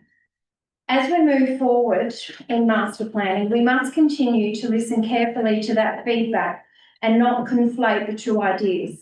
There may be some support for shifting civic administration into the centre, but there is clearly not support for moving the library, and that must be reflected accurately in future planning. I also want to touch on the Dun and Bickle site, which has been close to my heart for some time. In 2024 and June 25, I moved motions calling for a comprehensive community engagement process to guide its future use once the mountain pool was decommissioned. That motion came from a belief that the community needed to be involved right from the start, not after draft plans were drawn up. The Dun and Bickle land holds enormous heritage, environmental and recreational value, and it deserves thoughtful, transparent and community-led planning. One exciting discussion that has emerged is the possibility of the Mount Barker Cricket Club returning to its original home at the Dunn Oval. At present, the club doesn't have a permanent base and is relying on facilities that are well below standard. A return to Dunn Oval would honour the area's sporting history and provide much needed infrastructure for one of our long-standing local clubs. In considering that, I think it's also timely that we look more broadly at the purpose and utilisation of our existing recreation assets as we are in the open space strategy. The Adelaide Hills Rec Centre and the Polo Grounds and others, and ask which of our sporting clubs currently have secure homes and which are still looking for one. These discussions shouldn't happen in isolation. They are interconnected, and the decisions we make about one site can affect opportunities for others. We must ensure that all options are carefully weighed and that any proposals for future relocations or redevelopments are genuinely in the best interests of the community and the clubs involved. I do have some concern that decisions may already be forming about potential relocations. For example, ideas circulating about the possible uses of the Dunn and Bickle land. And I think it's important that any such considerations are brought forward transparently through the proper consultation processes before assumptions are made. Finally, I welcome the opportunity to provide further feedback early in 2026 before the draft master plan proceeds to stage 2 engagement. That will be the critical opportunity for us to ensure that the document genuinely reflects the community's voice, particularly around the library's future civic functions and the future of key recreational assets like Dunn and Bickle. Thank you. Councillor Selassie, second. Thank you. I want to note that the feedback collected from the stage 1 engagement has given us invaluable insights into community priorities and expectations. I'm looking forward to the draft master plan document that will also include 2 precinct plans of Man Street and the Dunn and Bickle land, which I believe council consultants are now preparing, as I know the latter is of immense public interest. I did see that there were meetings with 9 individual groups for stage 1, which would have garnered some great feedback. Then there were approximately 70 people in attendance across the 3 community drop-in sessions, with the Your Say survey completed by 19 participants. I'm a little disappointed with these numbers, as it's a master plan about which most people have an opinion on the city centre. So I hope you're able to connect and engage further during stage 2 of the consultation. I do want to thank Councillor Jones for her part, because I also found the report somewhat contradictory for exactly the same reason. Page 217 summary of stakeholder meetings showed that suggested there was support for relocating civic functions, including the library. However, when you went into the 9 stakeholder groups consulted on page 216, the feedback was that there was negative sentiment towards certain developments, for the specific example listed as a library relocation. Further, during the community drop-in sessions on page 214, where we had 70 people attending these sessions, the feedback received was that there was community opposition to relocating the library, with preference for retaining its current location due to perceived access to parking and to its co-location with the community centre. So that feedback is consistent with the library options analysis data earlier this year, where 93% of community respondents were happy with the library location. On the whole, the stage 1 engagement of the Mount Barker Centre Master Plan project looks to be quite valuable, with key themes identified. I did find the ideas and opportunities section on page 216 of great interest, and I'm looking forward to the stage 2 engagement of the draft master plan document. Thank you. Thank you. Any other member? Councillor Seago. No, thank you. I agree with Councillor Jones and Councillor Selassie in relation to the characterisation of support or otherwise for the library remaining in place, or as opposed to being moved potentially, because repeatedly is community negative views towards the about moving it, and yet it is characterised in the summary of the report as something that I would like to see.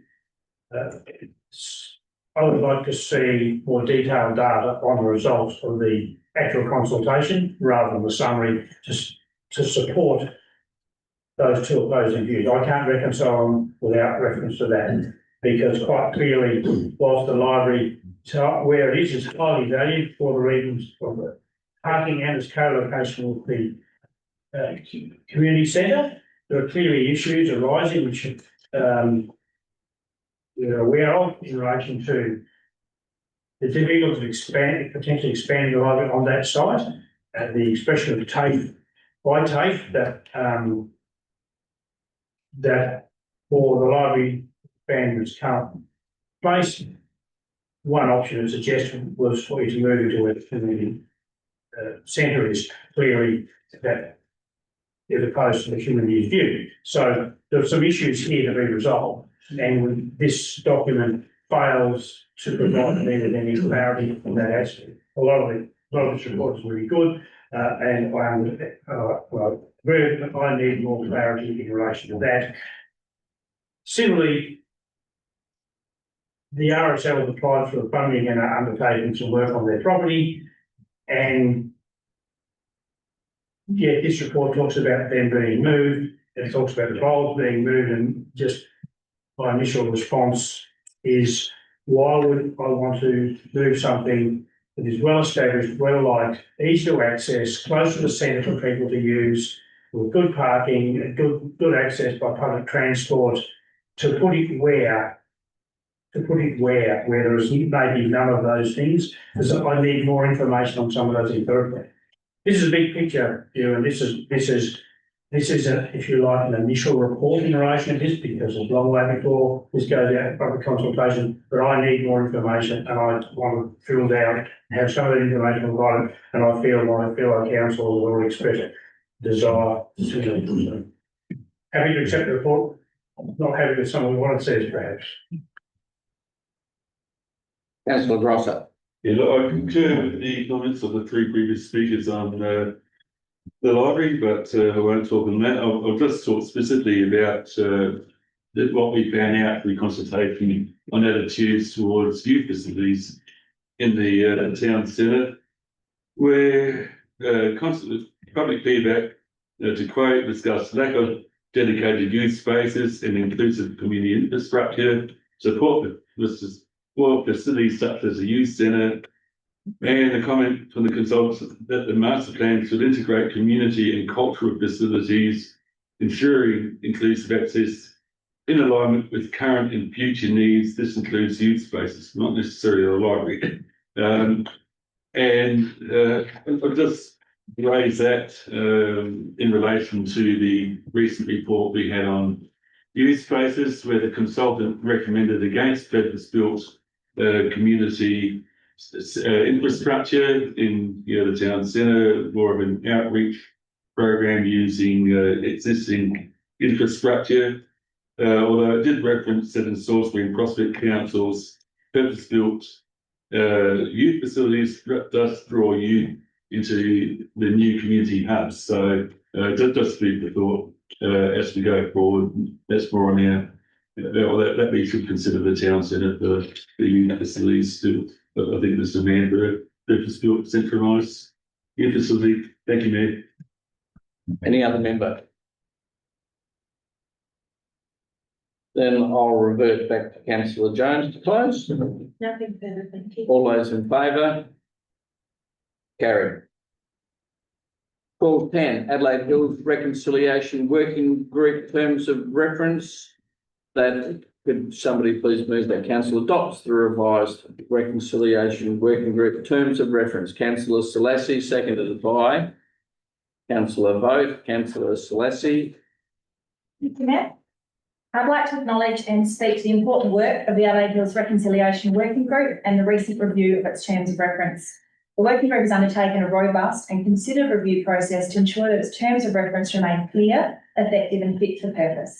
These terms reaffirm the group's role as advisory in nature, providing guidance, insight and cultural perspective to council, but without decision-making powers. I want to acknowledge the members of the working group and I have the pleasure of working with these past 3 years and express my deep respect for the time, energy and lived experience they bring to this space. These members volunteer their time and their contributions are invaluable in guiding our reconciliation initiatives across the district. Their wisdom and experience help us ground our decisions and community programs in respect, understanding and inclusion. I'm pleased that both councils continue to recognise the Aboriginal heritage and the living culture of First Nations peoples are fundamental to the identity of our district. Through the working group, we are strengthening community connections, building understanding and supporting meaningful reconciliation outcomes. Thank you. Councillor Vogt. Okay, Any other member? Councillor Seager. Thank you. I'm a little unclear, in the layout of this document. Are those areas, involved additional to a previous terms of reference, like representing an update of previous terms of reference, or are they merely highlighted as? If someone could answer that question. I'm going to have to refer to the CEO to answer that question or one of his delegates. Perhaps, Mayor, through you, councillor, would you repeat the question? I've got the bulk bit. In the actual, not in the terms of reference document per se, under the Adelaide Reconciliation Working Group, there are certain sections that are in bold, and there are certain sections that are normal, non-bold. And I'm trying to ascertain as to whether those sections involve additions or alterations to an existing term of reference, or is this a new, entirely new document which doesn't relate to anything else? And they're just merely highlighted. They're highlighted, Mayor, in my opinion. But if they were, Mayor, through you, the fuller answers, the alternatives that you're proposing there, well, if they were changes, then that would require council's consideration. So they're not changes, they're simply highlighted because someone wanted, somebody in their wisdom thought that's the part I want to draw your attention to. Well, that's Good. because, under the section, regarding membership, it talks about the members of the membership of the committee. And it says, in addition to appointed committee members, traditional custodians will be welcome to attend meetings and participate fully in discussions. Now, I understand this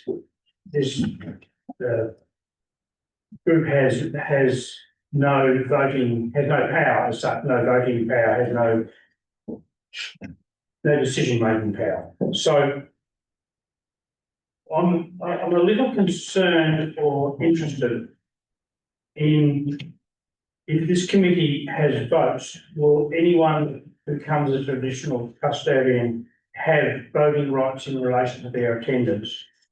Because it concerns me that we have appointed a committee or a working group who are asking their opinion, but an undefined number of other people, worthy nonetheless, could potentially come in and vote in a way and influence an outcome beyond the group that initially took place. It was initially selected. And if it was a contentious or difficult issue, could that bias result by intimidating people who are more put on things more formal in a more formal sense? I'm just concerned about the governance of a group where potentially an undefined number of people could come. It would be like having a council meeting and deciding that everyone in Harrogate can come and vote tonight. No disrespect to members of Harrogate, but where it seems a very loose. So, councillor Seager, I can detect a question there about governance. Yes. And what I will do, as I often do, is rely on the advice of the people on the left of me, Mr. CEO, on the right of me, head of governance. So I think we could get a fairly quick answer. Is that okay with you, Mr. CEO? Sure. Yep. You got a hand. Or Natalie, and I know you have a staff member down the back who's heavily involved in this, who's welcome to comment. Yeah, thank you to you, Mayor. Thank you for speaking. As you've identified, this is a working group. It's not a decision-making group. Yes. And as such, we've welcomed the participation of a broad range of First Nations people that want to come and participate in that. Obviously, that could create some, I guess, concerns, conflict, etc. If that was to occur, and that would be managed at the meeting if that was to occur. But this is a working group to talk about First Nations issues. And so we encourage a broad range, you know, we've got those that are actually appointed to the group, but we certainly encourage other First Nations people to participate in this process with both us and Adelaide Hills Council. Thank you. I'm sorry, I just had to ask the question because I need to get some clarity to my mind as to how. Grateful for the question, grateful for the answer. Thank you. Ms. Armstrong. Thank you. Anybody else wish to speak to this matter? Councillor Celeste, close. All those in favour? It's carried. 12.11, Southern Hills Local Government Association Annual Report. Somebody wish to? Whoa. We have to nominate a proxy in the previous item. Say again? We have to nominate a proxy in the previous item for the recommendation one. Exhibit 2, 3, 4, 5. Right, let me go to the agenda. 12.10, sorry about that, folks. Right. That's all right. So we've got recommendation 1, 2, and 3, and 4, and 5.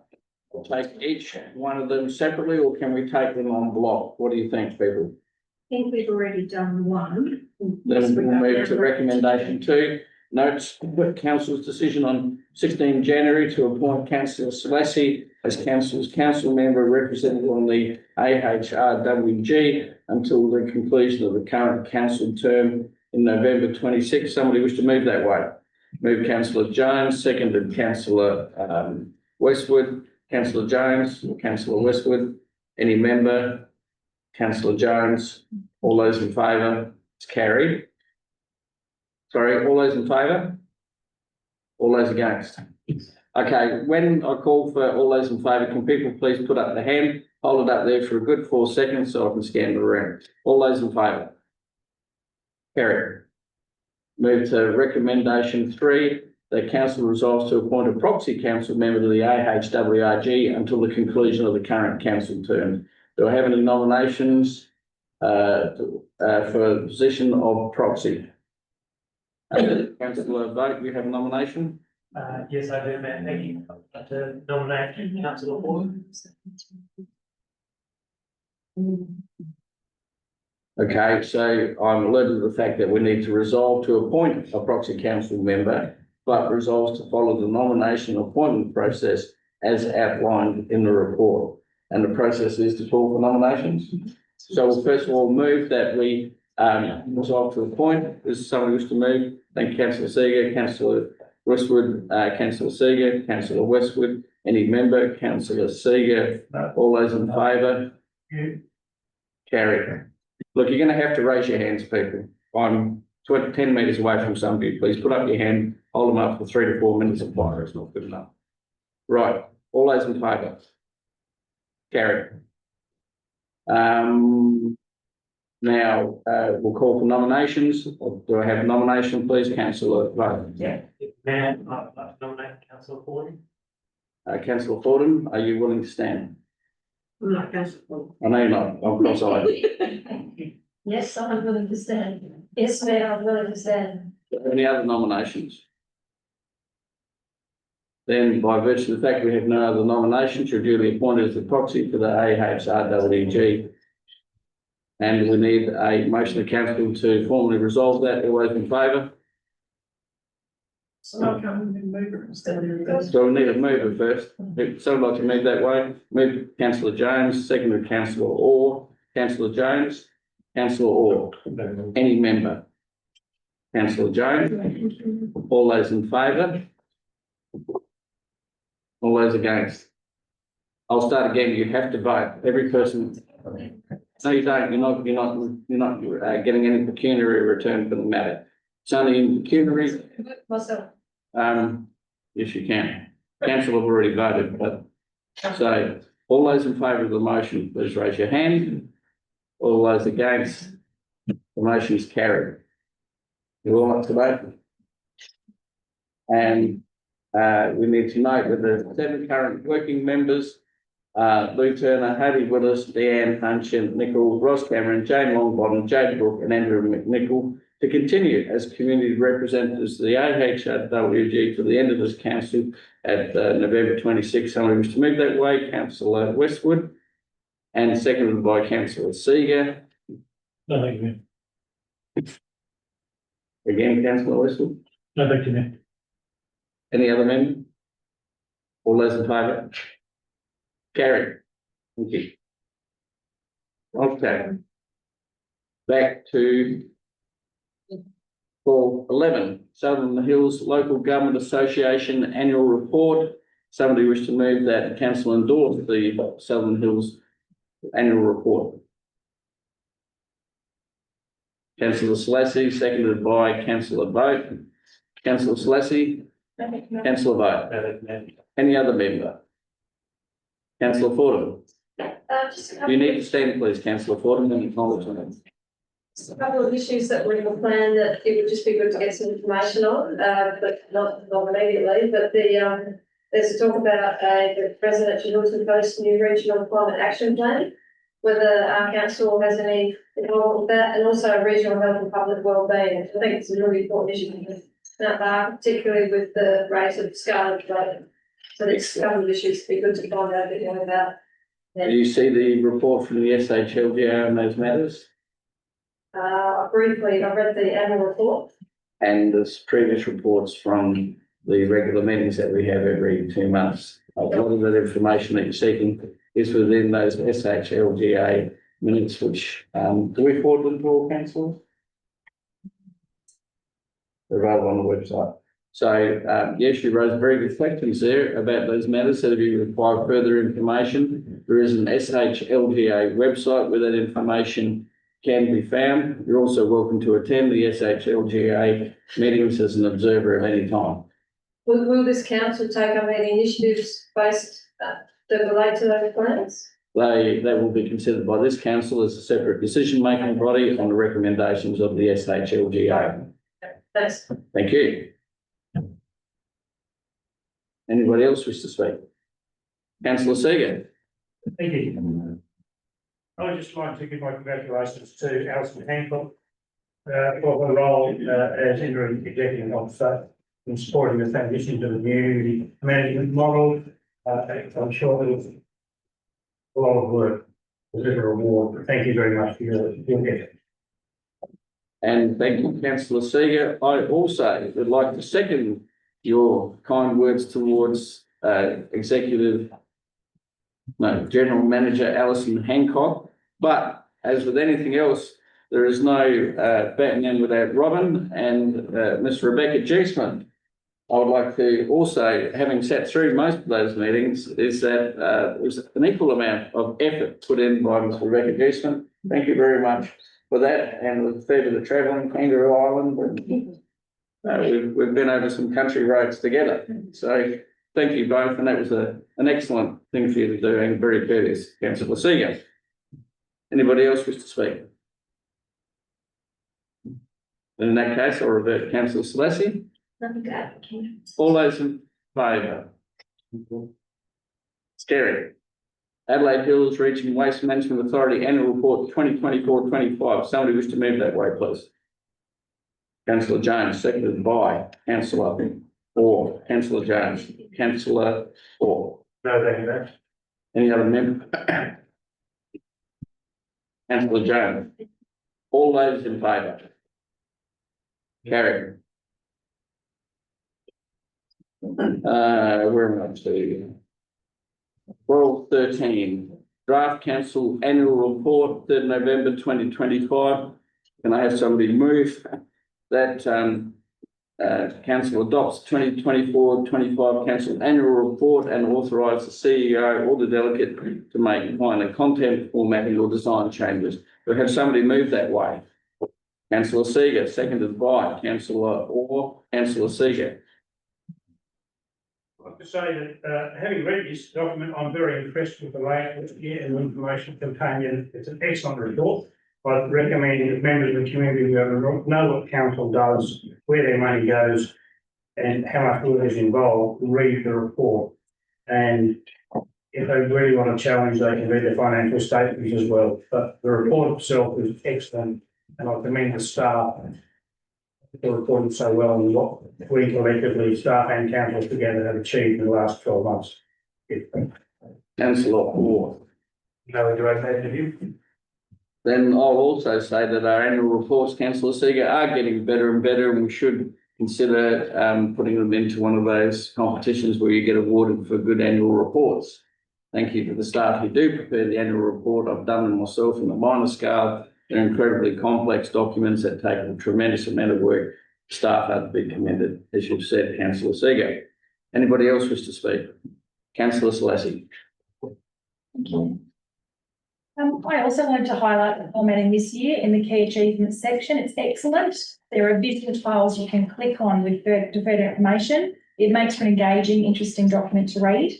I noted that the comparative landfill results for waste management this past year were a little disappointing, with an increase in the amount of waste going to landfill through curbside bin collection and a corresponding drop in the tonnage of waste being diverted to landfill through recycled and green organics. Putting that aside, there are many notable achievements. So I want to make special mention of the volunteers. In 2024 and 25, 196 volunteers contributed over 17,000 hours across 6 program areas. I also saw that the library is supported by 29 dedicated volunteers, which is outstanding. Information on Council's Chat and Connect program was also welcome, which is a program that matches volunteer visitors with older residents for social connection. This last year apparently saw the total number of participants increase by 44% and the total number of visits more than doubled, which is wonderful. Also of interest was the nearly 10,000 customer requests reported in 1 year, which is a huge number, and a credit to staff to manage and appropriately action. I hope that our community discover this document and have a really good read of what our council's been up to. Thank you. Thank you. Councillor, did I omit to ask if you wanted to say anything as seconder? No, you gave me the opportunity and I politely declined. I noticed you did that. Thank you very much. Anybody else wish to speak? Then I'll revert to councillor Seeger. No. All those in favour? Carried. 1214, tree management policy review. Does somebody wish to move that way? Councillor Fordham, just put up your hand and you'll get it pretty quick. No, you'll get it quick. It only takes 1 or 2 meetings. Somebody wish to move that way? Councillor Fordham, seconded by. I want to move deferral of the. Sorry? I want to move deferral of the tree management policy. I think we need to wait till it's moved and seconded. Have we done immediately? Right, okay. What would you like to say? You'd like to defer it? I move that the matter to endorse the updated tree management policy for community engagement be deferred until the next council meeting. Provide opportunity to approve and update the policy content prior to going out for public consultation. Do I have a seconder? Councillor Seeger? Councillor Fordham? Or is there any debate or we just go straight to a vote? Councillor Fordham, your debate. As Councillor Seeger has pointed out, currently we are amalgamating the Native Vegetation Act and the National Parks and Wildlife Service Act into a consolidated Biodiversity Act. So it's expedient to wait to put this policy out in consultation after that process is completed. I'm also of the opinion there's currently quite a lot of sensitivities around tree management at the moment due to the removal of some old growth trees. And we need to consider very carefully our messaging in the community and risk to council reputation. Having a deferral will also provide an opportunity for council staff to potentially undertake some very limited external consultation, including a community voice of the environment to help frame the policy more in line with public expectations and to address sensitivities. And there's also, I guess, an opportunity to bring in some Indigenous voice and acknowledge an Indigenous role in these sorts of issues. So I think there's an opportunity to bring in more of a community role into the policy, and I think there can be some efficiencies created in the consultation process if we improve the clarity of documents And we haven't, as councillors, had a real opportunity to revise the redrafted material, but appreciate the work that's gone into it. And I understand that, you know, we want to keep the process going, and I don't undertake this lightly, but I think consistent with our community plan, we need to make sure that such issues are considered really carefully and in line with livability and how councils proceed to community. Councillor Seeger. Thank you. The prior discussions that I had with Councillor Fordham revolved around the nature of the state government introducing the Biodiversity Act, which, as I understand it, subsumes, replaces, alters, or otherwise, from my perspective, makes quite unclear the relationship between the new Biodiversity Act and the current Native Vegetation Act and the National Parks and Wildlife Act. There are no regulations in existence for the new Biodiversity Act. This policy makes repeated references to the Native Vegetation Act, and I believe why I discussed the deferral with Councillor Fordham was because introducing a policy that will almost immediately become obsolete, it hardly seems to be a very good idea, and I'm seeking the opportunity for clarity. I believe Councillor Fordham has misunderstood that we're actually putting this out to consultation, and the body she mentioned will actually have the opportunity to make their comment and contribution at the point of public consultation. This adjournment, also this amendment, deferral, allows the opportunity to clarify the relationship between the various acts and the new Biodiversity Act, so that we are not producing an obsolete policy at the onset, and of course, ideally returning to the next council meeting in December, we'll be able to then put it out to public consultation, which will address the issues Councillor Fordham has raised. So I think it is premature to move on this now, to put out public consultation without having resolved those matters. Thank you. Thank you. Anybody else wish to speak? Councillor Grosser. I support the deferral for the reason put forward that by Councillor Seeger and led by Councillor Fordham on the succession of government acts. I also think, and Councillor Fordham touched on it, engagement with stakeholders, which we often do before going out to public consultation. We engage with key stakeholders, and I don't believe in this case we've done that. And I think that's a little bit remiss given how passionate and how well informed some local groups are on trees. It's and I mean that's a question that I think we need to discuss is are we going to engage this 1 month long enough to engage? No, sorry, I think just to say, it says that we are going out for community engagement.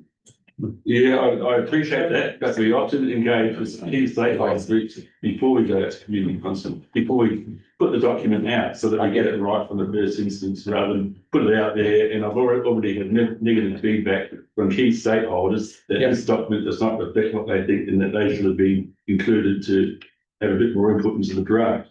I would appreciate your point that you need a public consultation document, so that we often get the chance. There's also, in my opinion, it's a little bit too general, high level. I would like to see more specific actions, and I'm getting that from the community that we just don't act strongly enough in this area. I know our hands are tied to an extent by state legislation, or to a large extent. But I think a few more specific actions, for example, Your point of order is? Point of order, thank you, Mayor. We're talking about the deferral of the motion is for the deferral, not about the actual item itself. I'm told your point of order. Well, I was just trying to speak in support of the deferral, give reasons why we should defer. I would have thought that's valid. So, I'm not allowed to continue in that vein then? Can, but not in that exact part of it. And if you're not comfortable with my point of order, you can challenge it. Okay, well, we'll see how I go. I'm counted your chairing then. areas like it references information to elected members. We used to have a policy where elected members got notified every time a significant tree was removed by a council project from council land that's dropped off. That would be one example. I raised at a recent workshop that we could have border management included during tree removal, which I had hoped would be in there.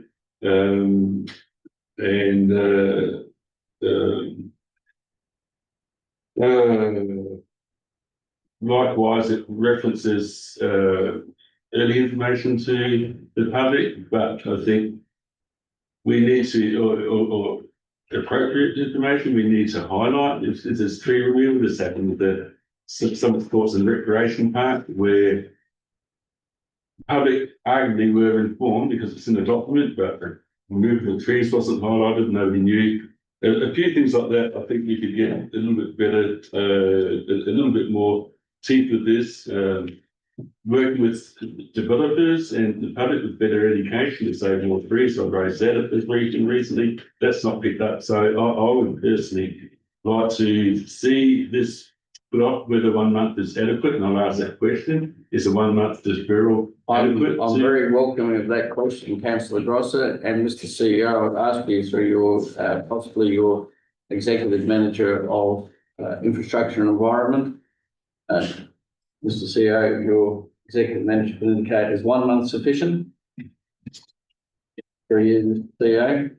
CEO? Through you, Mayor, I think, given the context of what's been proposed here in regards to stakeholder engagement and obviously the views of the members, I would propose that we spend a little bit more time reviewing the document before going to engagement, and suggest we take more closer to 2 to 3 months to prepare a revised policy position. And I would propose that as part of that, we seek the views and thoughts of the members in preparing that revised position. As much as we've already conducted a workshop, I recognise that you didn't have a full copy of the revised policy, but propose that we would share that with you and enable you some time to provide us with some specific feedback.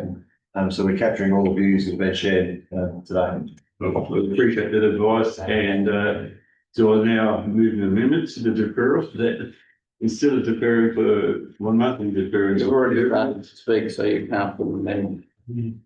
Okay, well. Somebody else can. Somebody else certainly can. You could seek leave of the meeting because it seems like a fairly good piece of advice.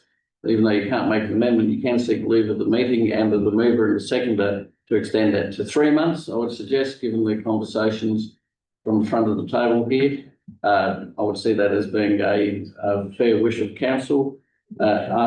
You can ask, please, does the mover and seconder agree to a 3 month deferral? I request I would like to be informed of the mover and seconder. Councillor Fordham and Councillor Seeger, are you in agreement with it going to a 3 month deferral? Yes, I am. And for a show of hands of the people in the committee to extend it to 3 months? Councillor Jones? Thank you. An excellent question that you raised, and we have the assent of the council to extend it to a 3 month consultation because that takes us through Christmas and New Year. Is there anything further you wish to say? No, thank you for that advice, Mayor. I think timely for that reason, and also so that we can properly digest the changes to legislation. So I think there's advice from Mr. Burton and the councillor for agreeing. Thank you for your input. Anybody else wish to speak? Councillor Fordham, you've already spoken. You get a chance to speak and reply unless you have a question. You'll give you a moment in a moment you can speak and reply to anything that's been raised in the debate. Anybody else wish to speak other than the mover? Then I'll revert back to you, Councillor Fordham, where you can close the debate on matters that have been raised in the debate in the past 7 minutes. I think it's, Please stand. Stand. I think it's great to see councillors coming from different, through the mayor. I think it's great to see councillors coming from different positions that have come to a similar decision, and I think everyone's views will be useful in this. And I think We also need to think carefully about any message about these trees that was recently being removed, because it has created quite a bit of distress within the community. Yes. Thank you. All those in favour of the 3-month deferral, raise your hand. It is carried.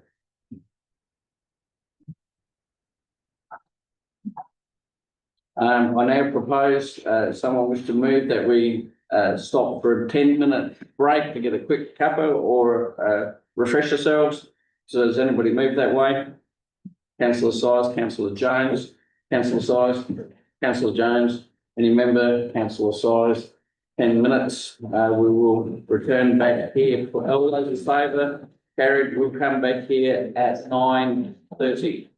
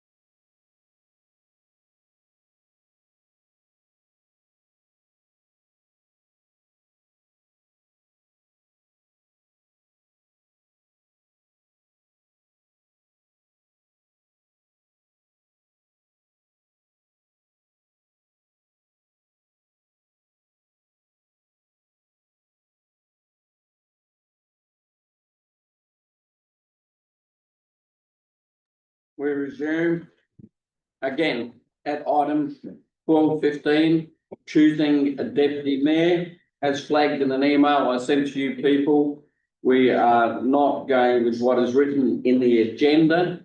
We will though be doing item 1, the recommendation today, item 1. And then after that, we'll be going to a resolution as to whether we hold the election by a show of hands or by secret ballot. Once that is established, we'll be calling for nominations. If there's more than one nomination, each person will get 2 minutes to inform us of why they should be the deputy mayor. We will then vote on the little buff-coloured piece of the paper in front of you with one name of the one person that, if we have more than one, it'll be counted by the 2 scrutineers over here, who will advise me of the result. Once we have the result, we'll be moving a resolution of council to accept that vote. And I will flag ahead of time that if there is a successful candidate, that person would need to think very hard about a conflict of interest, material type, and strongly urge that person to consider that they will not take part in that second vote to resolve and accept the vote. So we're going to start off with, I need somebody to move that council determines to choose a deputy mayor. Move, councillor Westwood, move, seconded by councillor Selessi. Councillor Westwood, councillor Selessi, any member? Councillor Westwood, all those in favour? Carried. I now seek a resolution of council as to the method of electing the deputy mayor. Should it be by a show of hands or by a secret ballot? Does somebody wish to move one of those two?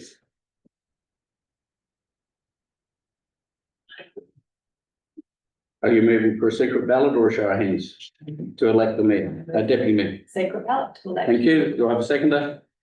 Councillor Size, councillor Selessi, councillor Size, any member? Councillor Size, councillor Selessi, all those in favour?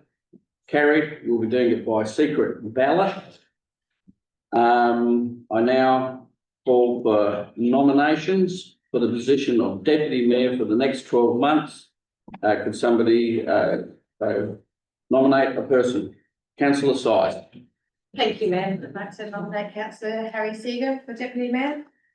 Councillor Seeger, are you prepared to accept the nomination? Yes, I do. Thank you. Are there any other nominations to the position of deputy mayor? Councillor Selessi. Thank you, Mayor. I wish to nominate councillor Rowan Boat for the position of deputy mayor. Councillor Vogt, are you prepared? Yes, Mayor. Thank you. Are there any other nominations? In that case, I will go in the order that the people were nominated. Councillor Seeger, you have 2 minutes, followed by Councillor Vogt. Thank you. I suspect by now you have some idea of who I am, how I operate, and value I hold. What I will say is, the council's entering the final year of its term, during which it's achieved much. The 2 standouts being completion and opening the Summit Aquatic and Leisure Centre and the creation of the GMB, the Greater Mount Fargo subsidiary to operate the wastewater services on behalf of council. Together with my fellow councillors and our staff, we share some pride in these achievements. They represent a significant commitment in time and money made in the interest of our community. While these are not the end of our task, they're important milestones on our path. Together with projects in planning underway, such as the City Catalyst project, our council has made many long-term commitments. One consequence of this is the constraints that this places on our council in terms of finances during both the short and medium term from here. Our capacity to commit to further large-scale projects is limited for some time. From my perspective, we're entering a period of consolidation and rebuilding of our reserves, both of our finances and of our energy. My experience during my term of council will serve to provide the perspective necessary for this final, less adventurous portion of this term of council. I will continue to seek to provide a balanced view of issues coming before council to maintain the longer term interests of our community in the forefront of my decision making. I believe I can fulfil the role of deputy mayor with both dignity and modesty and serve our council and community well. Thank you. Councillor Vogt. Thank you.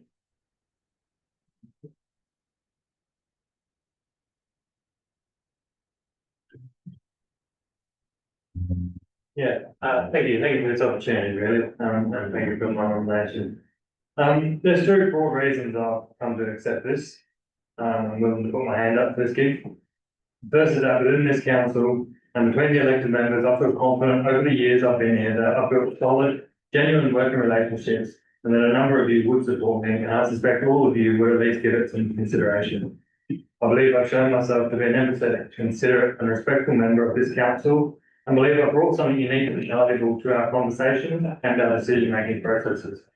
The skills I'm honing on my way to a doctorate have translated remarkably well with council. I'm always engaged, contributing, listening and learning, eager to interact with whatever anyone here is wanting to do. Whether I agree with it or not, I consider what you all say deeply, and my energy directed towards what we do here, I believe, strengthens the foundations of this council.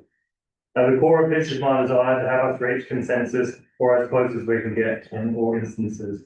I don't fight or force or threaten us into submission to achieve this, but collaborate. Diversity is strength, and I work to facilitate and accommodate new ideas, bridging them to the older established ideas of council, and this allows us to move forward with confidence, continuity, stability, and positivity. On top of this, I communicate these ideas with clarity and flexibility. We don't always get it right here, and when there is confusion or a gap in understanding between council and community, I believe my ability to articulate and understand contrasting perspectives and relay that information between two positions is a key skill that in time and with development will serve this council and all our residents. The opportunity to develop, I believe, is this opportunity, and I believe the community would be greatly appreciative of to afford me that. Thank you. Thank you. If everybody can cancel your vote in secret, cancel, you can write your vote in secret, fold it in half, and it will be collected. In the event of the tie, we have a process which will be well known to former members of council. If we have a tie, names get put in the hat, and the first person whose name is removed will not be the deputy mayor, it will be the person whose name who remains in the hat.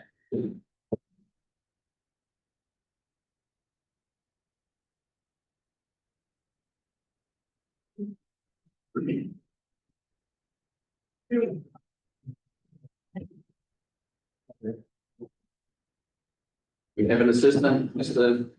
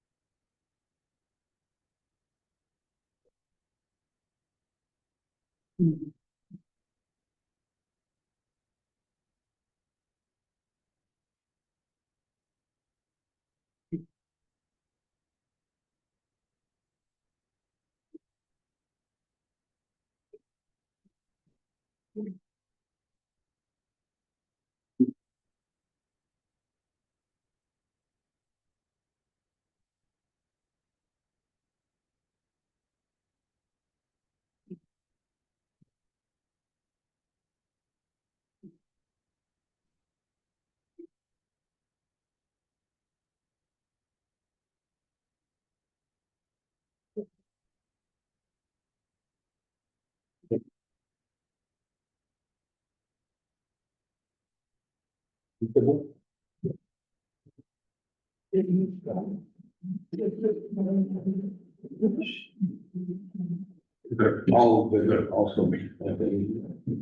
and gentlemen, councillors, we do have tied vote. And what we'll do now is have the process of where the scrutineers will put one name of each into the box and they will shake the box and one of the scrutineers will take a name out of the box and the name of that person who is taken out of the box will be eliminated. It is the name of the person who is left in the box who will be the deputy mayor. Is everybody clear?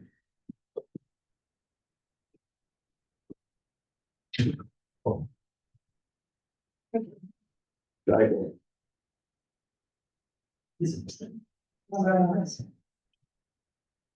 Please read out the name of the person who will be eliminated. Councillor Segal. Councillor Seeger is eliminated. That means councillor Vogt, I congratulate you on being the deputy mayor for the next 12 months. Thank you.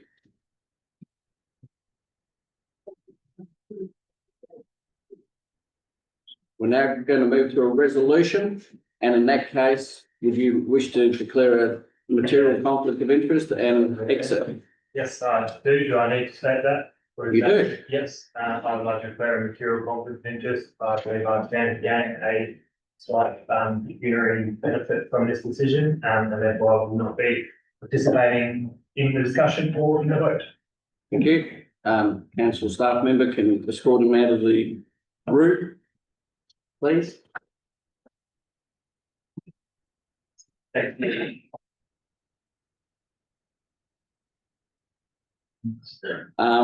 I now seek someone to move that councillor Vogt become the deputy mayor for the next 12 months. Move councillor Jones, seconded by councillor Seeger. Councillor Jones, councillor Seeger. Congratulations, councillor. Thank you. Councillors, anybody else wish to speak? Councillor Jones to close. All those in favour, raise your hand. It's carried. You can return.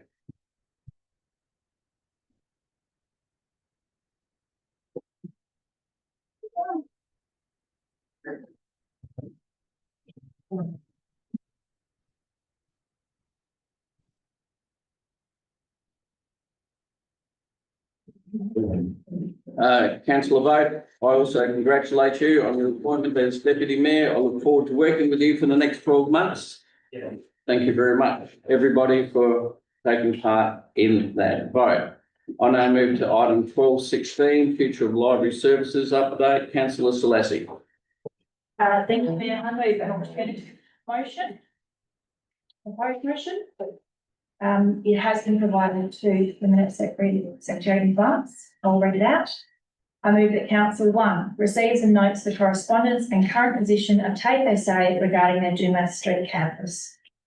2, request the COI delegates continue to progress discussions with TAFE SA and with the Mount Barker Community Centre to identify and assess future space and service requirements and incorporate these considerations into planning for a new expanded library facility as part of the broader community infrastructure planning that will form part of Mount Barker Centre Master Plan. 3, request the COI delegates progress the library service action plan with a focus on maintaining service delivery from the current Dumas Street facility in the short to medium term, while engaging with TAFE SA and Mount Barker Community Centre to ensure coordinated community outcomes.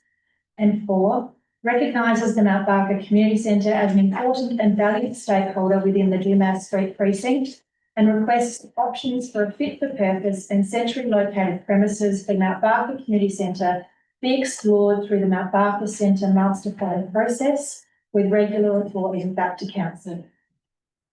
Do I have a seconder? Seconder the councillor Vogt. Councillor Selassie to speak to the motion. Thank you, Mayor. First, I'd like to acknowledge and commend the ongoing and constructive collaboration between council and TAFE SA. It's been encouraging to see both organisations working together with a shared vision to meet the needs of our growing community and to explore opportunities for expanded library service at the Dumas Street precinct. For background, I proposed a motion to council in February based upon overwhelming feedback from a consultation that 93% of respondents were happy with the library location. I felt we had a duty to at least explore the possibility of the library remaining at the current site before we considered looking at any other preferred sites. The motion included efforts to explore a partnership or development. The library expansion would take SA on the current site. The positive response from Take SA on 12th of March being started some promising discussions. In this letter, Take noted their excitement to explore ways in which both services can be expanded on site, and I quote, "We are open to renegotiations on the current co-ownership arrangements or the terms and conditions of the arrangements and happy to explore new extensions or building on undeveloped land." End quote. So development again was on the cards. Now, with regard to our proposed motion tonight, I'm pleased there is opportunity of the possibility of library expansion at Dumas Street. We had to find out if possible. It is, which our community will appreciate. However, what no one considered as an unintended consequence was the possibility of the community centre being displaced in the process. As we move forward with planning for expanded library services and the Mount Barker Centre master plan, it's important that the community centre is included in these discussions. We want to ensure that any future decisions around space or co-location not only enhance council and Take outcomes, but also preserve and strengthen the important work of the community centre. The service had 53,000 attendances last year. Our district has only one community centre and it does the heavy lifting. Co-locating the library with Take and with the vocational college for the high school, the community centre is an integral part of this Dumas Street precinct. So much so that our recent youth spaces feasibility study includes as a place-based recommendation to expand the use of the community centre for youth activities and programs. Holistically speaking, it is perfectly situated within this precinct. We need more library space, this is undisputed. Our report tonight notes over 170,000 library visitations last year, and it is consistently our highest performing service. To achieve more space, the February resolution was to explore partnership and development options, which TAFE stated they were happy to explore new extensions or building on undeveloped land. Our preference, as per the Mayor's May letter, was to expand within the current built form of the site. Though it was noted that if this were not possible, then council would assess the cost and feasibility of expanding the current built form to meet the library needs. We now find that it is possible to expand, but it potentially comes at the cost of our community centre. So I would ask, are there further options to be explored? We need to ensure that we demonstrate due diligence in all aspects of the process moving forward so that our community has confidence in decision making. Have we looked at the suggestion, I think by Councillor Jones, to build up a level? Have we looked into my suggestion regarding building out? The land behind the precinct is not zoned open space, that is reserved for Keith Stevenson Park. The land directly behind the current precinct is actually zoned community facilities, which means you can indeed build social infrastructure there as per land use stipulations.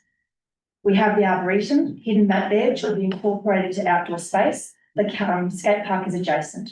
So there is potential to extend or develop, and I would be keen to see this explored as per the February resolution and TAFE's March advice.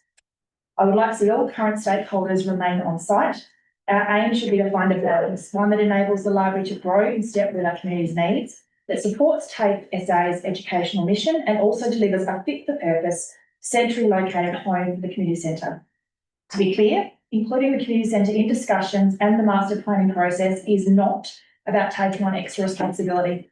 It is about protecting council from future responsibility by considering the centre's sustainability now with regard to risk management, community continuity and responsible planning. Council has a long-standing funding agreement with the centre, and through that partnership, our residents benefit from a wide range of programs, support services and volunteer opportunities that council itself would otherwise need to provide or fund directly. As the Mount Barker Centre Master Plan will consider the future use, function, location and scale of civic spaces within town, including our beloved library, it should also include consideration of the community centre in equal measure. This is an opportunity to plan for shared success for our community. Thank you. Thank you, councillor Vada, seconded. Yeah, thank you, Mayor. Yeah, look, we appreciate it, the council's last said. I would add to that too, Charles, the council has a really good model where they've built in a slightly, it would be slightly different here, I imagine, but really good model where they built in that community centre and services there provided with the library. They are in the same building, operated independently, but they coexist, and I can't help but feel like an idea like that coming together for this arrangement is where I suspect a lot of people may land on this. You know, this would tick the box, keeping the library where it is. The zone community use land out the side is suitable for development for their library expansion. It may even be building up into a second story, provides the community centre with use and space at the same site. That's probably where my preference with this sits, and that's been informed by a number of very engaged, interested people in the community. I would also just like to throw out there that the idea of the community centre, if it needs to be relocated, I have no objections to it being relocated into the city centre project, and being put down in the middle there where we've been discussing about potential community uses in that space. Personally, I think that'd be a fabulous fit for it if it's up to standard and if all the criteria could be met, of course. But yeah, look, I mean, I think we still need to explore the options up on the site before I'm comfortable and confident that we can move on to fully explore other options. Yeah, I'll be interested to see where that goes. Thank you. Any other member? Councillor Jones. Thank you, Matt. I support the alternative motion proposed by Councillor Selassie. This motion strengthens the intent of the officer recommendation by recognising that the Mount Barker Community Centre is not just another tenant in the Dumas precinct. It is a cornerstone of community connection. The library, the community centre and TAFE together form a hub that brings learning, support and belonging into one place. People move between these services every day. Parents attending programs, young people studying, older residents volunteering or accessing support. This co-location is part of what makes Mount Barker such a connected community.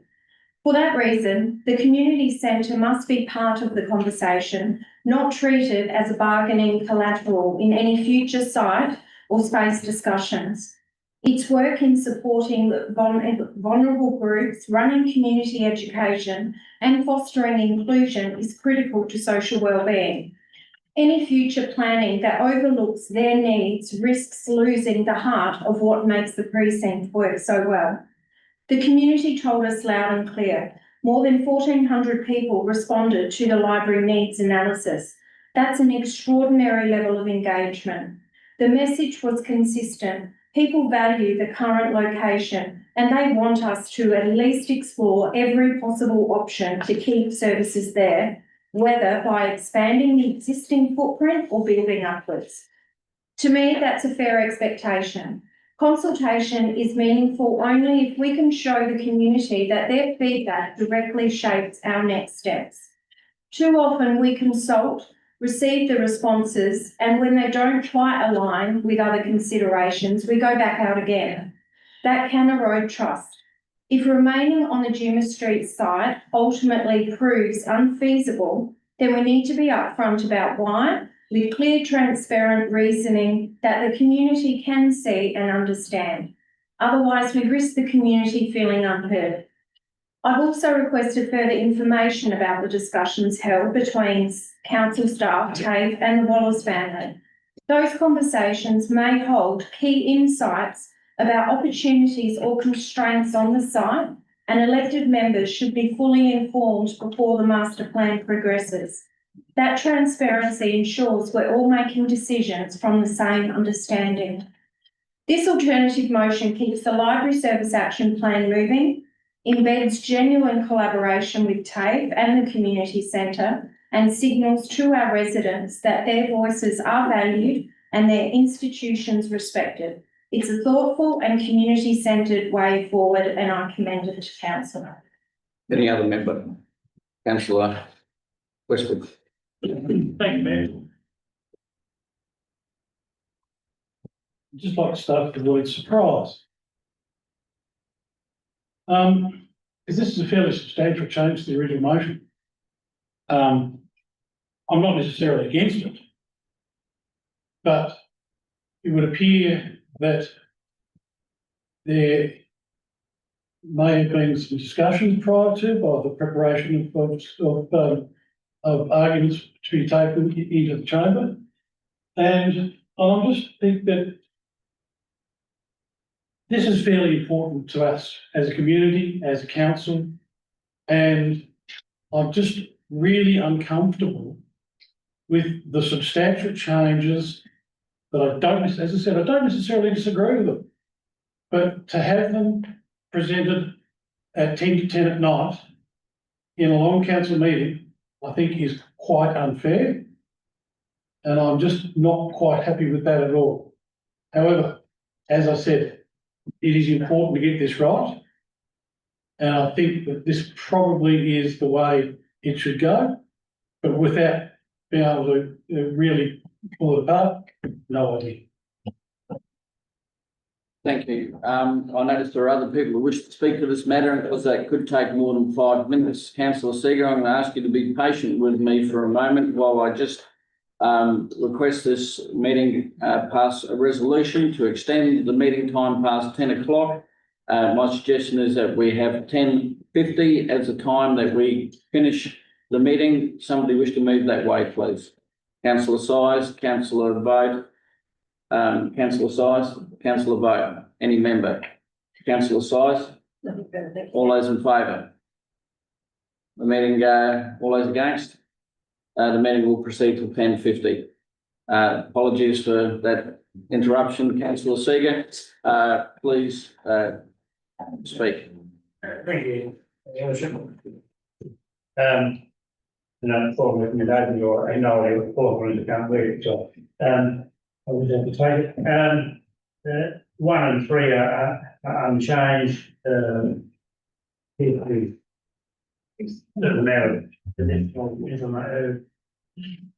Actions in 2, but I think the essence of it is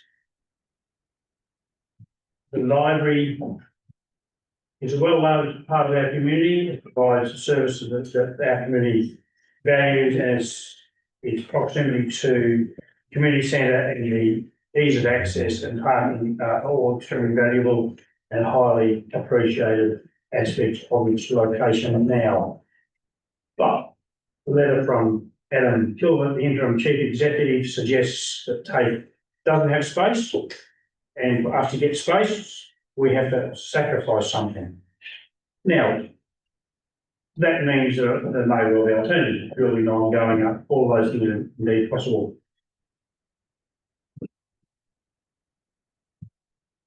It is possible for expansion into a new extension.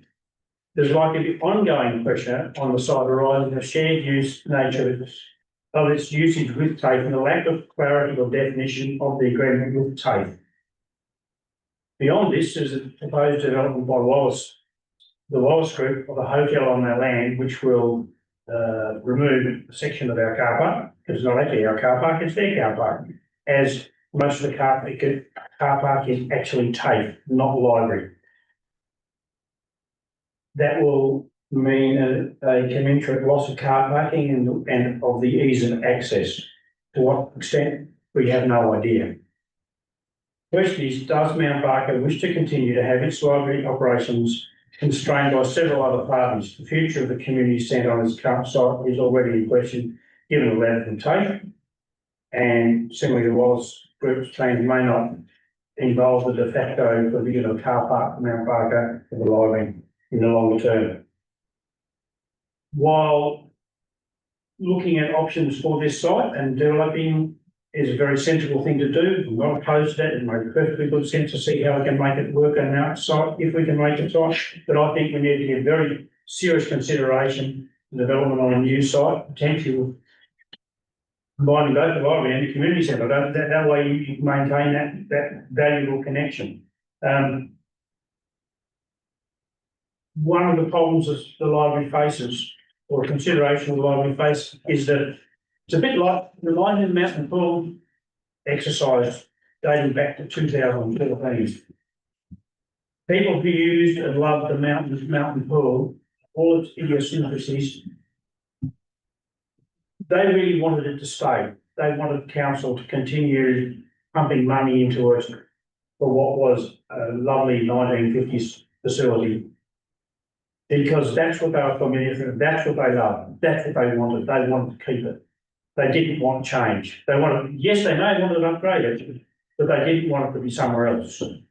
And council, in some perspectives, completely ignored the wishes of the community, went ahead and built a $52 million facility that is absolutely fantastic.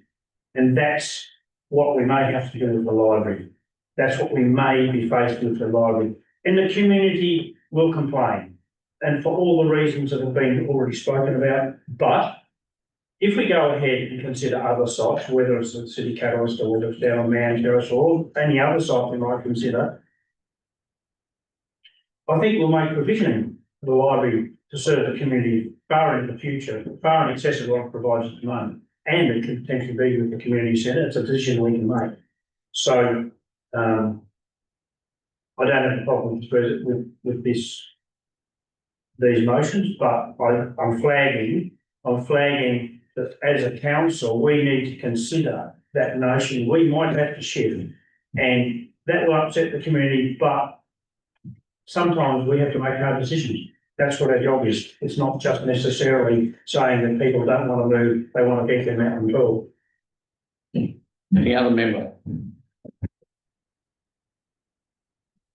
Then in that case, I'll revert to Councillor Celeste and close the debate.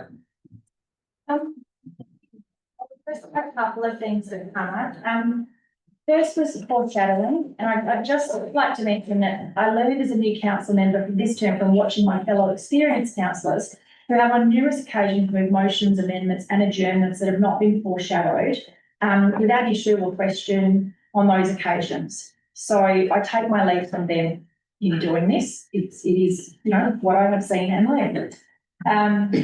With regard to ownership concerns that were raised, I again note in the 12th of March TAFE SA letter, they did say we are open to renegotiations on the current co-ownership arrangements for the terms and conditions of the agreement. And again, they're happy to explore an extension of building. So look, I wonder if the door is still open there for renegotiation on the ownership arrangements. And then I will agree with Councillor Seeger, we may have to shift the library. To be clear, I am not opposed to moving the library if we've exhausted all options at Dumas Street, but the community expectation is that we do our absolute best. We do our due diligence first before we look elsewhere. We then do all that, we have no further to go, we've done right by them. I'm so pleased with TAFE's response and their energy and collaborative effort to have the library stay at the site, because that is the directive of our community we've been given. So let's exhaust all options. I think there are further avenues that can be explored at the Dumas Street site with regard to the suggested space constraints. There is potential to build there, either building up or building out, and I would like to see development and expansion options explored further as per the motion and as per TAFE's response. I also want to reiterate that including the Mount Barker Community Centre in discussions on the future of the library service and associated space implications isn't about council taking on extra responsibility. It's about protecting council from future responsibility by ensuring the centre's sustainability. If the possibility were that the Mount Barker Community Centre services were disrupted or displaced as an unintended consequence, the reality is those community needs would not simply disappear. They would fall back to us. Whether through direct service provision, new funding agreements or crisis response, the responsibility would ultimately come back to us to ensure those essential supports continue. Including the community centre in our discussions isn't about extending our operational remit, it's about good governance, responsible planning and protecting community value. It's about ensuring that the infrastructure and partnerships we rely on to deliver community wellbeing are sustainable into the future. Our planning for an expanded library service in the short to medium term at the Dumas Street precinct and the Mount Barker Centre Master Plan should therefore consider the community centre alongside the library and TAFE SA, not as a separate issue, but as a vital part of a cohesive community ecosystem. If we take a short-term view, we risk losing something that would be extremely difficult and costly to rebuild later. If we plan carefully and inclusively now, we can ensure a fit-for-purpose, centrally located space sees the community centre thrive, which protects council's long-term interests, benefits our community with continued service provision for critical community services. Thank you. Thank you. All those in favour? All those against? Motion's carried. Move to item 12.17, ward donations. Do I have a councillor move that way? We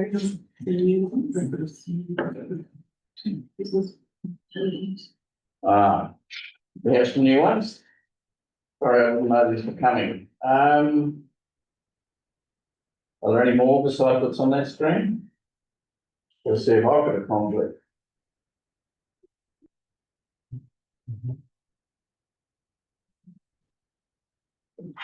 Do any councillors have a conflict of interest?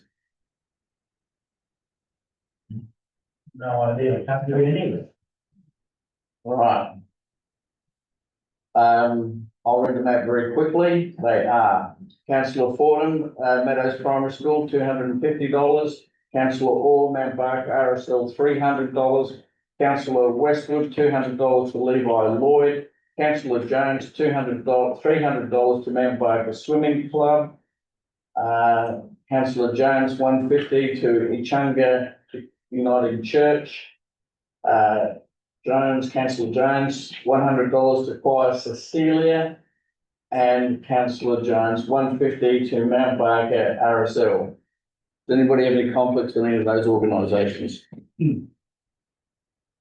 Okay, I'll remind councillors it makes it a lot easier for the meeting if people submit them ahead of time, please. Are there any other award donations to be added to that? Councillor Vogt, Apologies, if you can stand, please. could I add $100 to the same cause at the top that council Fordham put in? Can you say which one it is, please? The Meadows Primary School. Thank you. Much. 100. 100, thank you. Are there any other award donations? Then in that case, I ask for somebody to move. Councillor Westwood, Councillor Size, Councillor Westwood, No, thank you, Mayor. Councillor Size, any member? Councillor Westwood, No, thank you, Mayor. Councillor, no, I didn't ask you, I was going to say councillors, please vote. All those in favour? Carried. Move to item 13, information reports. The 13.1, the advocacy and lobbying activity. Would somebody wish to move that way? Councillor Jones, seconded by Councillor Orr. Councillor Jones. Yeah. I want to start by saying it's excellent to now be receiving the monthly advocacy updates. Having this level of visibility over the work being done, particularly in the lead up to the 26th state election, is very valuable. It helps councillors see how council's priorities are being advanced and reassures our community that these conversations are continuing at higher levels of government. The report outlines a strong list of advocacy actions, and I acknowledge the ongoing work of the Mayor, CEO and staff who are consistently representing our district's needs to ministers, agencies and candidates. The work is not always visible to the public, but it is critical in making sure Mount Barker's voice is heard, particularly on infrastructure, transport, wastewater and community services. However, I would like to suggest that council members receive a little more detail around the advocacy meetings being held. For example, which ministers or candidates have been met with, the general topics that were discussed and any outcomes or follow-up actions arising from those discussions. The Mayor represents council, we are the council, and therefore it is reasonable to receive details pertaining to that representation. I raised this point at last meeting and I think it's worth reiterating. That kind of information helps us as councillors to stay informed and consistent when talking with our own networks and community members. It also helps us reinforce council's key messages with a united voice. I completely understand that some matters will be confidential or sensitive, particularly where negotiations or early stage proposals are involved. But perhaps this could be addressed through a weekly confidential memo or email update from the Mayor to elected members. Just a short summary of key meetings, advocacy points raised and any progress made. That way, we remain well briefed and can support the ongoing advocacy work more effectively. Overall, I think the inclusion of these monthly updates is a great step forward. It demonstrates accountability and gives us confidence that advocacy is being pursued strategically and consistently. I just see an opportunity to strengthen this process further for clearer and more regular communication between the mayor and elected members. Thank you. Thank you. Councillor Orr, seconder. Nothing to add now, thank you. Any other member? Councillor Fordham. Given that the state election is getting quite close, are there any opportunities for doing like a combined advocacy where councillors actually get involved in the advocacy to try and add more weight to influence it? Just an idea. Thank you. In answer to that question, my answer would be that you're all independent members of the community and you're all people who have some capacity to speak to candidates in this election coming up. There's absolutely nothing that I can see if you were to make a representation at a personal level as a councillor, provided that you make it clear to the Member of Parliament that you are only speaking on a personal level and you can engage with those candidates and current members who are all people who are running for election in March 2026. I can say, Councillor Jones, I do welcome your question, and I can assure you that even tonight, Mr. Pederick, he has been invited to come and talk to myself and senior staff on advocacy matters, and he hasn't yet availed himself to that. His office manager hasn't put it before him. I have made arrangements for other candidates to come and see me, and quite a few of them have indicated they do wish to come along. There are some that haven't. I will advise the people in this room that myself and the CEO speak to, and senior council staff speak to ministers on a more frequent basis than we have in the past. And when we do speak to them, Councillor Jones, we stick to the 5 advocacy things. We don't go outside of the remit of that, purely because there is more than enough for us to speak to those candidates and ministers about on those 5 points. If we were to dive outside of that, yes, it would be incumbent on me very much to inform all of you as members of council.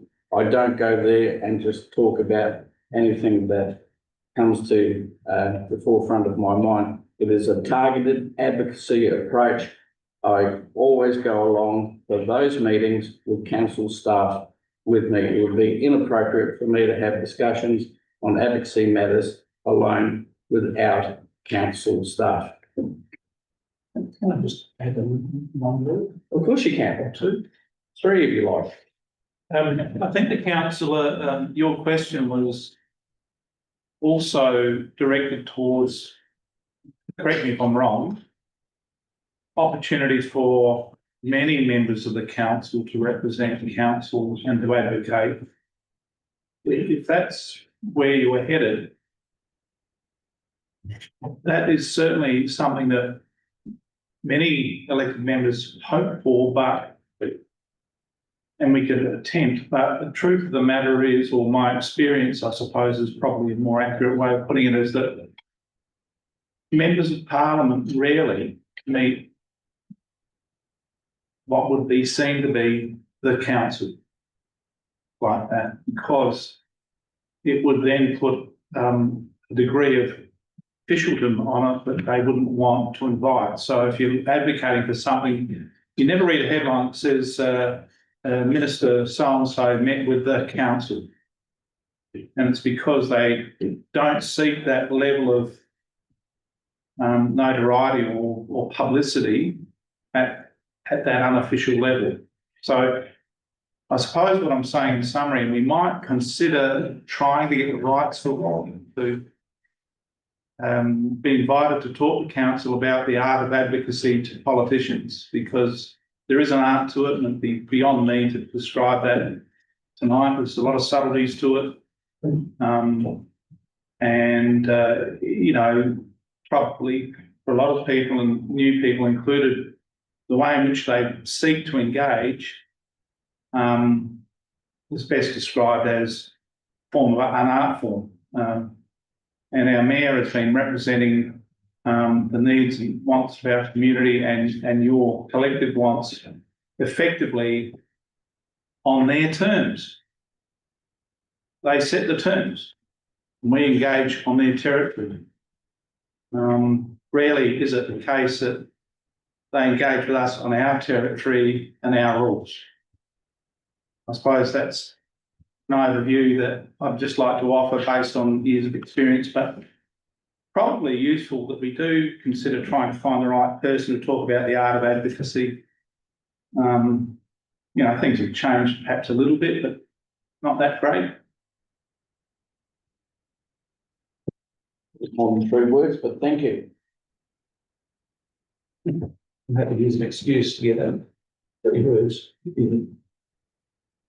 So as Theo says, advocacy is a particularly tough and fine line. You can't go into a meeting with a minister and say, if Councillor Westwood was a minister, say, Minister Westwood, I would like you to do this, this, this, and this, and this, and this. That just won't work. What happens when we go into these advocacy meetings, particularly with ministers, is that we go in there in a respectful manner and we take staff with us. We take a lot of data and information and we take it there and we respectfully present them to the ministers especially. And we ask them to consider what points we'd like to make. And frequently, as happened recently with Minister Burke, that she has decided, for example, when we discussed with her about transport, she said that she'd like to come to Mount Barker and experience Kia ride and to have a look around.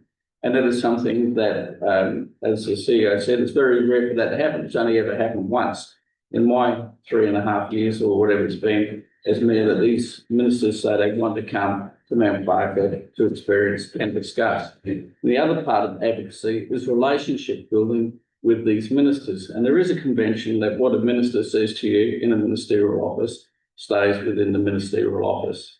That is a long established convention. Otherwise, it's not a frank and open discussion. The very first advocacy thing that I ever went to was with Minister Koutsantanis. And Matt, can I raise a point of order? you can. I think you've gone a little bit deeper than the issue I was raising. All I was seeking is just a bit of further information. The Mayor's report says nil. We don't know what you've attended to or what representation you've had. Councillor, I'll just rule on Sorry, your, I'll just, I know it is, I'll just rule on your point of order. Thank you for drawing my attention to the time. I think I've explained myself sufficiently. Thank you. Is there anybody else that would wish to speak? Then I think I return to Councillor Jones. Nothing further, thank you. All those in favour? Carry. We now go to quarterly reports. We'll take them on block 14.1, 14.2, 14.3. Thank you. Seconded by, it was moved by Councillor Seeger, seconded by Councillor Jones. Any discussion? No, thank you. Any discussion? No, thank you. Any member? Councillor Seeger, all those in favour? Carried. Mayor's report is there before you. Somebody moved that the Mayor's report be accepted. Councillor Vogt, seconded by Councillor Slasey. Councillor Vogt. Councillor Slasey. Any other member? Any member? No. Councillor Vogt. All those in favour? Carried. Members' reports, Councillor Slasey, although somebody moved that report be accepted. Councillor Sires, seconded by Councillor Vogt. Any discussion? Any discussion? Any other member? All those in favour? It's carried. Questions arising from council meeting. We don't have members of the gallery. We now move to the part where we could be going into competence in a second, pursuant to section 93D. Can somebody move that this council, with the exception of the people listed there, thank you, Councillor Westwood, seconded Councillor Jones, Councillor Westwood. Councillor Jones, any other member? Councillor Westwood, all those in favour? Carried, we're in confidence. I'll wait until the link is removed.